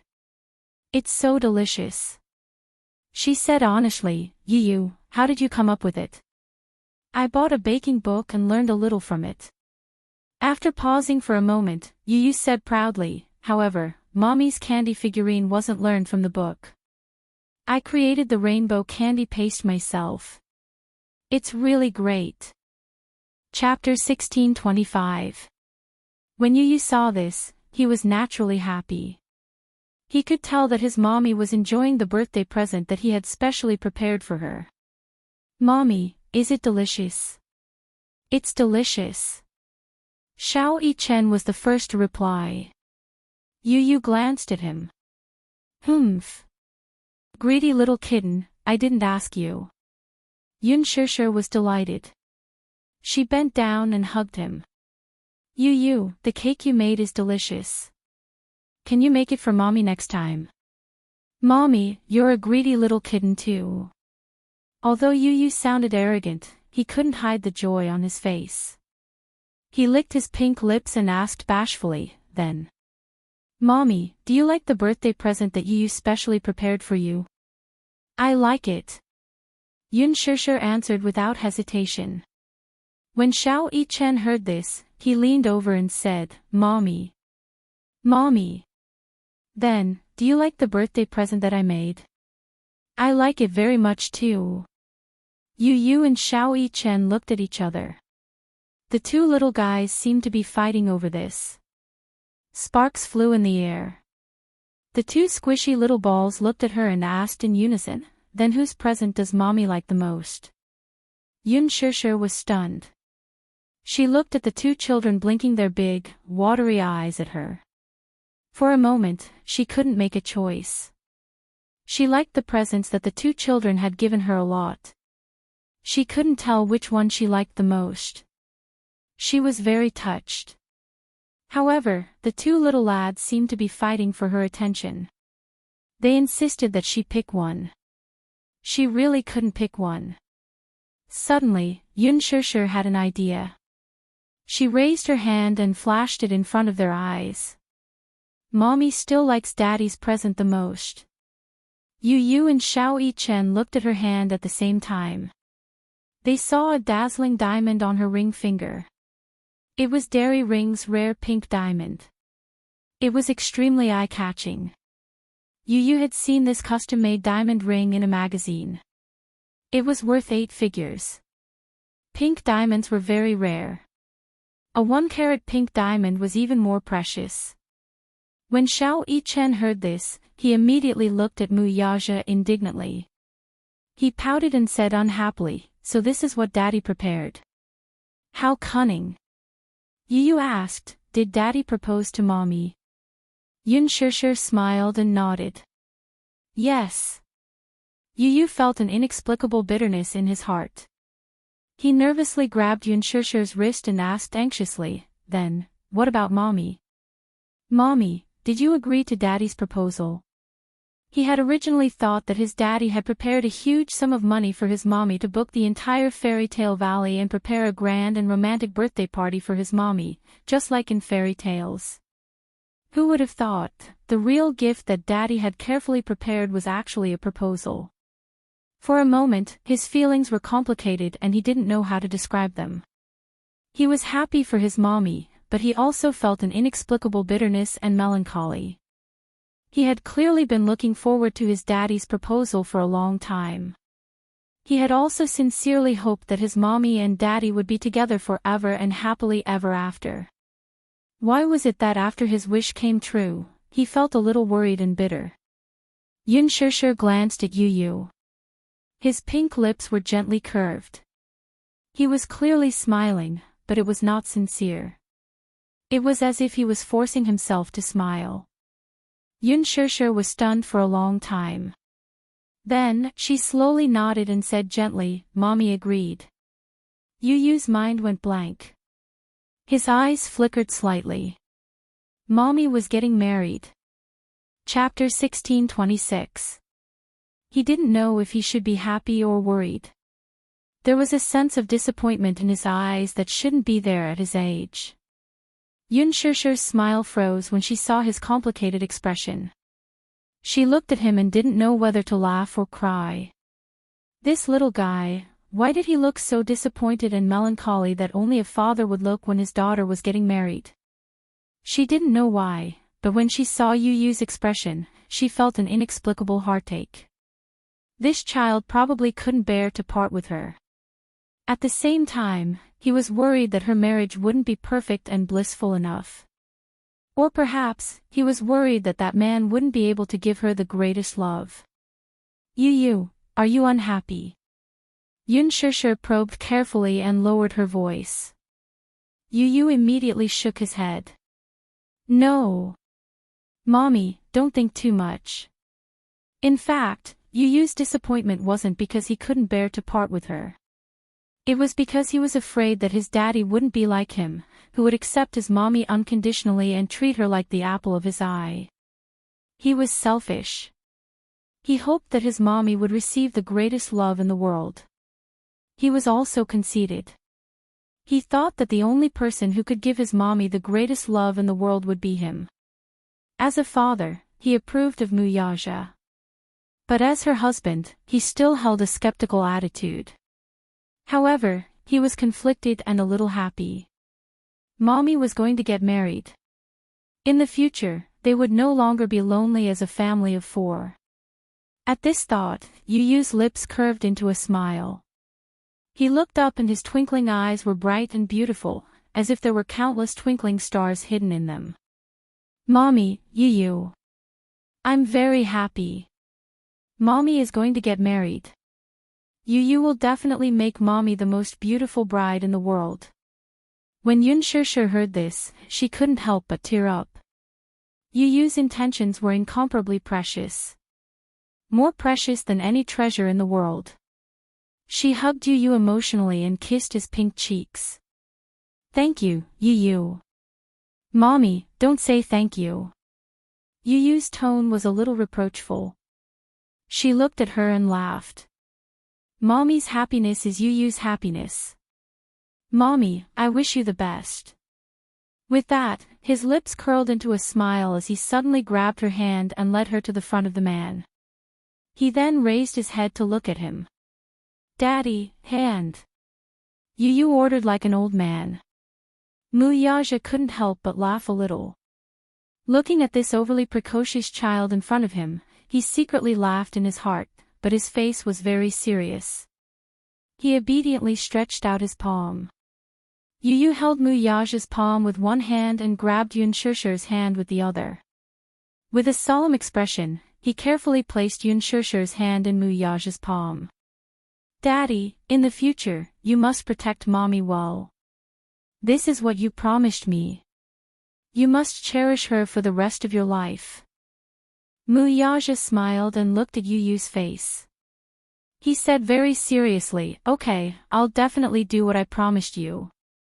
Yu then revealed a bright and beautiful smile. In the sky, the fireworks were dazzling. On the tree-lined path, the festooned cars were cruising. The crystal carriage stopped beside Yunshusher. Muyaja held her hand and got into the carriage. In the dreamy parade, they gradually left. Yu silently watched the carriage leave, still in a daze for a long time. Chapter 1627.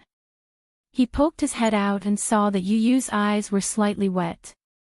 Xiao Yichen smiled helplessly and his gaze softened. "Yu, don't worry. If Daddy dares to bully Mommy, I won't let him off. I'll let him have a taste of my demonic skills from the special forces in a minute." As he spoke, Xiao Yichen waved his fist. Yu was amused by his words. He couldn't help but tease him, "Do you think Daddy is a pushover?" "Xiao Yichen, forget it. You're still lacking in both intelligence and skills if you want to fight with Daddy." "Hey! You!" Xiao Yichen wanted to comfort him, but he ended up being snubbed instead. His mood instantly soured. Yu rubbed his eyes and said, "Idiot, you're overthinking. I'm not worried that Mommy will be bullied. I'm just a little touched." Xiao Yichen was even more surprised. You're touched." In his heart, Yu had always been an extremely noble and cold existence. He was cunning and sharp-tongued, and he was extremely mature. However, today, he saw the softest side of Yu's heart. "All right. Let's go see the float parade." Xiao Yichen held his hand without any explanation. Yu nodded and the two little lads walked in the direction of the float parade. On the float parade, Yunshusher looked at the float parade that kept passing by. On the float parade, there were two actors dressed as the king and queen from the fairy tale. They were waving at the tourists by the roadside. Muyaja had spent millions to book the entire fairy tale valley and silently prepared a romantic proposal for her. Although he had booked the entire valley, it was still open to tourists. He wanted the whole world to be a witness to this proposal. Just like in the fairy tale, however, the reality was, Muyaja sat in the carriage and held his forehead in frustration. As the carriage passed by, the tourists excitedly followed it and took pictures with their cameras in their hands. Luckily, he and Yunshusher were wearing masks. Muyaja, who was usually swift and decisive, suddenly felt a little embarrassed. How childish. In fact, he felt that such a proposal was a little childish for him. Since he was young, he didn't believe in fairy tales. How could there be such a dreamy love in this world? Therefore, he never dared to watch fairy tale movies and even scoffed at them. To him, love was realistic. In the past, he would have thought that it was childish to ask him to wear a prince's attire and create such a dreamy and beautiful atmosphere to propose to her. In the past, he would never have spent so much effort on a marriage proposal. Marriage was to propose to sis. However, when he accidentally flipped through her diary, he discovered that there was a little princess living in this woman's heart.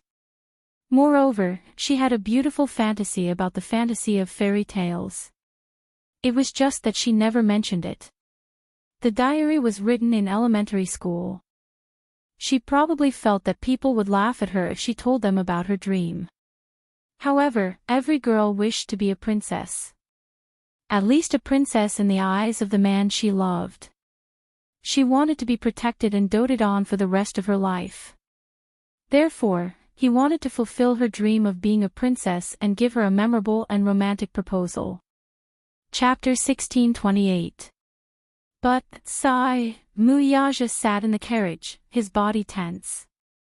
Yun Shirshir tilted her head to the side, not knowing whether to laugh or cry at this moment. She did not know whether to laugh or cry at the man's tense expression. Muyaja, do you feel embarrassed? She laughed and asked.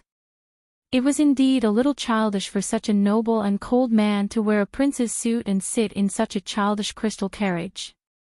Muyaja did not want to talk. Yun Shirshir held his hand. Did you prepare so much in secret to give me a surprise? Muyaja patted her head. Are you happy tonight? Yes. Of course I am happy. Yun Shirshir looked down at the gown on her body and asked in confusion, where did you get this gown? It was custom made a long time ago. Muyaja said again, it was the main attraction of Chanel's spring fairy tale at the Milan fashion show. He liked it at first glance and had it custom made according to her size.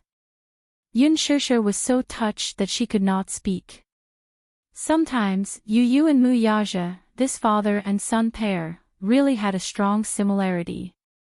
On the surface, the two of them looked very noble and elegant, with cold expressions and cold gazes. However, sometimes, when they were with their loved ones, they were so warm.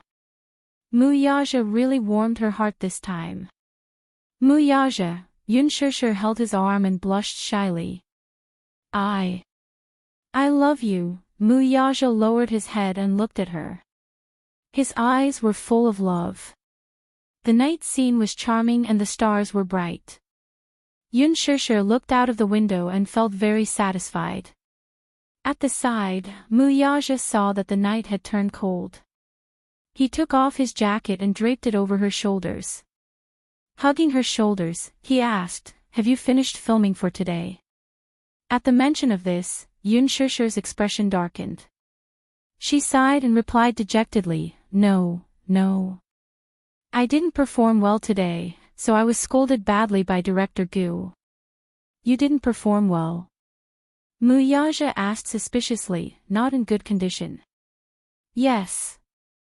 Yun Shirshir had just nodded when she suddenly remembered the reason why she didn't do a good job today. She was stunned. Facing him, she suddenly felt very guilty. If Muyaja found out about what happened on set today and found out about Hua Jin, what would they think of her? Would he misunderstand that she was having an affair with another man? When she thought about how Muyaja had parachuted onto the set and coincidentally met Gu Xingzi to revise with her, Yun Shirshir still felt an inexplicable lingering fear. She didn't want him to know about this. She was afraid that he would misunderstand. She didn't want him to misunderstand. But if she didn't say it, she would feel inexplicably guilty. Muyaja saw that she kept her head down and didn't know what she was thinking. Suddenly, he said in a deep voice, Shirshir, don't act anymore. Marry me and be my wife. I will take care of you. Yun Shirshir's expression suddenly froze. She lifted her head and looked at him in disbelief. I'm serious. Muyaja gazed into her eyes. Her bewilderment was reflected in his deep gaze. Let me finish. Chapter 1629. He hugged her. His gaze was filled with longing, and his eyes were filled with longing. You don't know how much I missed you in the 2 weeks that you were not around. That one sentence made her heart race. His seductive voice whispered into her ear, and his warm breath blew on her cheek, causing her heart to feel a little itchy. It was just a simple sentence, but it was full of deep meaning. Yun Shirshir clenched her fists nervously. She was so embarrassed that her face and ears were red. She missed him too. However, other than filming, she spent most of her time memorizing the script. After filming started, there were some changes that needed to be made. Her character's lines had to be changed a lot. Hence, she spent a considerable amount of time memorizing the script. But she didn't want to. She had tried to ask Gu Xiaoyang for leave so that she could go home and spend time with her child and him. But her request was heartlessly rejected. Qin Zhou had also advised her not to ask for leave so often when filming had just started. Otherwise, the rest of the crew would misunderstand that she was enjoying special privileges. There were many people in the crew. Anything she said would be especially sensitive. If she wasn't careful, she would attract a lot of criticism. Seeing that she didn't respond, Mu Yaja grabbed her chin unhappily and narrowed his eyes. Don't tell me that you're just going to let me stay in an empty room all by myself. Stay in an empty room all by himself. Pfft, Yun Shishir was almost amused by his words, which were full of bitterness. Hey! What do you mean by staying in an empty room all by myself? Yun Shishir didn't know whether to laugh or cry at his resentful tone. Hey, Mu Yaja, stop fooling around. I'm not fooling around. Mu Yaja frowned. He really didn't want her to continue working in the entertainment industry. That kind of place was too messy. It was a place where people indulged in luxury and materialistic desires.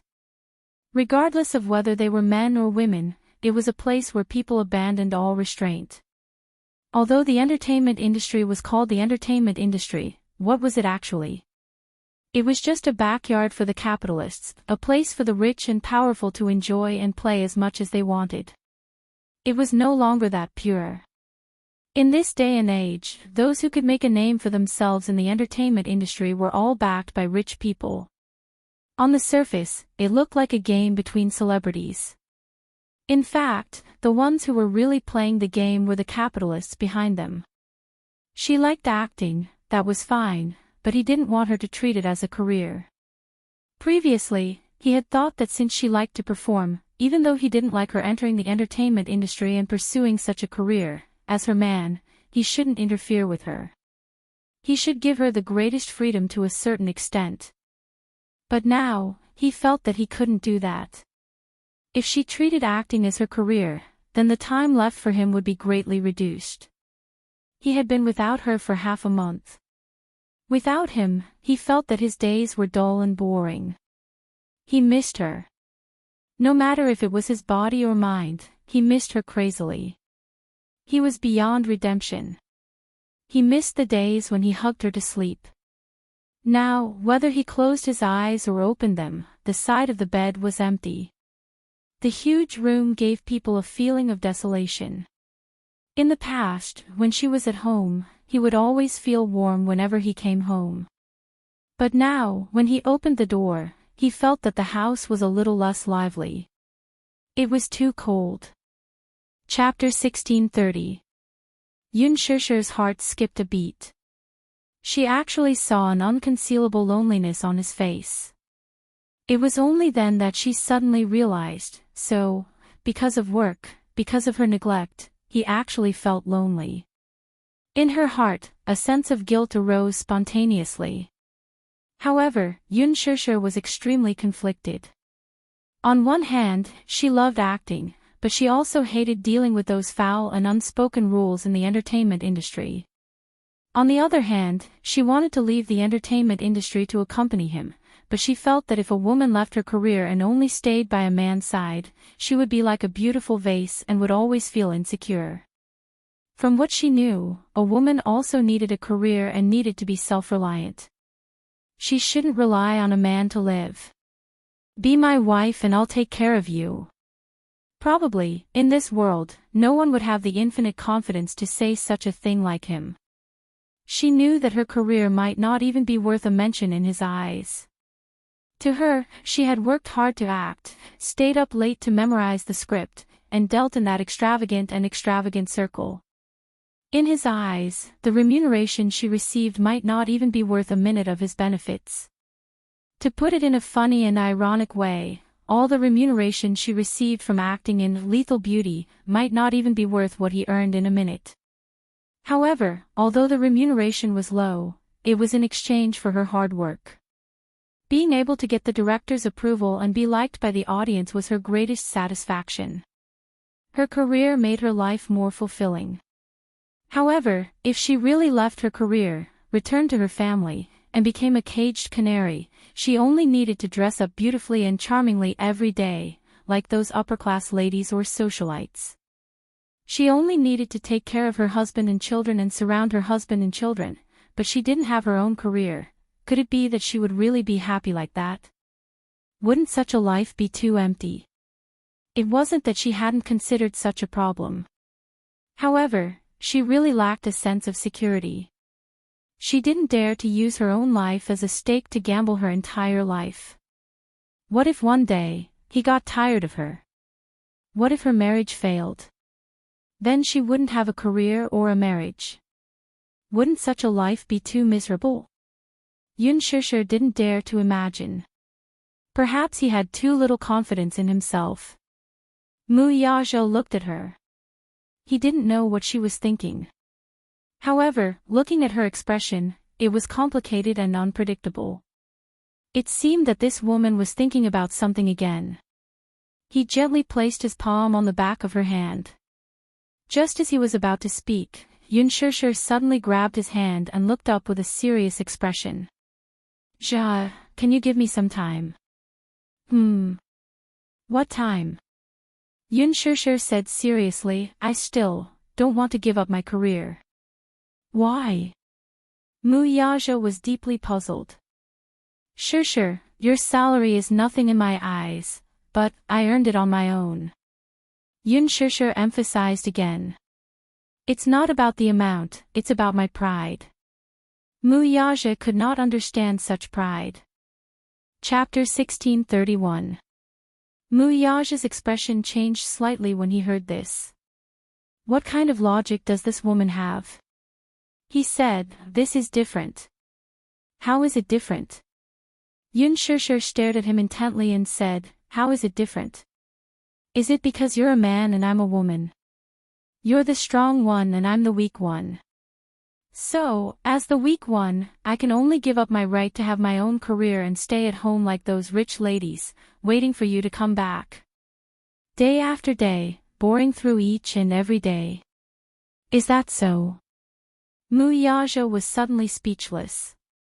"Or is it because I'm a woman, so you're certain that I don't have your ability and that the money I earn won't be enough to support you?" Yun Shishir asked again. Mu Yazhou narrowed his eyes. "It's not what you think." Yun Shishir was silent for a moment and stared at him. She took a deep breath and asked, "Then what is it?" Mu Yazhou pondered for a long time and suddenly said, "I just want you to spend more time with me." Yun Shishir laughed and said in a low voice, "But I've never been anyone's personal subordinate since I was born, right? I shouldn't exist just to accompany you, right?" Yun Shishir continued. Mu Yazhou couldn't argue with her. Yun Shishir sighed and said plainly, "Actually, I know that you don't like my career. Although you won't interfere with me, I know that you don't like my job. Every look in your eyes, every expression, every detail is silently telling me that you hate my acting. You hate that I neglect you because of my acting." She paused for a moment and nodded with a guilty look. "Yes, I know that there are many times when I neglect you, you and Xiaoyi Chen. Especially in the last half a month, I really didn't have time to care about you. It's my fault. I admit that I also feel very guilty. I'm very sorry. Especially when I saw the birthday party you guys prepared for me, I felt especially guilty. I'm sorry." Mu Yazhou's gaze softened. "You don't have to apologize. It's not your fault. But I don't want to lose my job. I don't want to be like those rich ladies and become a caged canary." Yun Shishir covered his hand and pleaded, "So, please give me a little more time, okay? I have my own plans, and I have my own plans for the future. Please don't interfere with me, Just like how I will never interfere with your career, okay?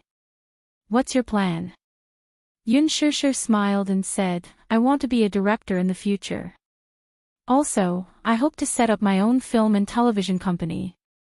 I want to invest in my own scripts, shoot movies, and produce films. For now, I'll be an actor for the time being. Once I've accumulated enough capital, I'll work hard to transform into a behind-the-scenes role. If you want, I can fulfill your wish right now. Mu Yaja held her hand. Yun Shishir's expression froze and her smile turned cold. But right now, I don't have the confidence to run such a big company. At least give me some time to train myself. Mu Yaja remained silent. Chapter 1632. Yun Shishir pleaded, I promise you that I will make adjustments in the future. I will choose between work and family and try my best to take care of all of you. I'm really sorry that I didn't consider your feelings during this period of time. But I promise that I will try my best to avoid such things from happening again. When Mu Yaja heard this, even though he was conflicted, he still decided not to interfere with any of her decisions. He knew her well. This stupid woman lacked a sense of security too much. She could be a rice worm for the rest of her life, but she was stubborn in her bones and was unwilling to depend on anyone to live. Just like Yu.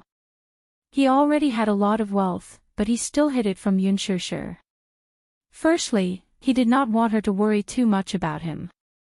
Secondly, even if Yu was worth billions, Yun Shishir would not depend on him to live. This was also why she was cute and charming. She was different from those materialistic women in the industry who were greedy for power. He probably hoped to earn money with his own ability and spend his own money in a dignified manner. In fact, she was indeed very talented in acting. It was indeed a good choice to work behind the scenes in the future. How much time do you need? He raised his eyebrows and asked. His attitude showed that he had already compromised. Yun Shishir thought for a moment and then smiled. Give me 5 years. 5 years was enough for him to accumulate experience. In these 5 years, she would work hard to learn and accumulate more surprises to be fully prepared for her transition behind the scenes in the future. Actually, it's not that I didn't think of retiring. But I'm the one who decided to act. Since I made this decision, I should be responsible for my own decision. If I quit now, not to mention the sky-high liquidated damages, I will definitely implicate Qin Zhou. If I suddenly announce that I'm quitting the entertainment industry in the middle of filming, this would be a little too irresponsible. I know that I didn't have the chance to take care of my family for the past 2 weeks, and I feel very guilty. I thought about it and decided to ask Qin Zhou to help me and the crew to try to take 2 days off every week to go home. After this film, I will only accept works that I like. I won't let my schedule be so full anymore. If he took a step back, she would also take a step back. Moreover, she was very sincere. She had always placed her family first. Before this, she never expected that after entering the entertainment industry, she would be so busy that she didn't even have time to take care of her family. She had originally planned to focus on her family after filming The Green Apple and occasionally take on a few projects that she was interested in. During this process, she would work hard to study screenwriting and directing. Between acting and directing, she was more interested in directing. When her abilities matured, perhaps she could also help him manage Wanyu. She knew that it would be very tiring, but she was happy to be able to work hard with her own ability. However, she really couldn't do it if she had to rely on anyone to survive. After she finished speaking, she looked at him with some apprehension. She was afraid that he would object and that he would not understand. Mu Yaja frowned but did not object in the end. He curled his thin lips and looked at her gently. He raised his hand and gently stroked her head with a doting smile. Good. I will wait for you. He gave her 5 years. These words gave Yun Shishir great relief.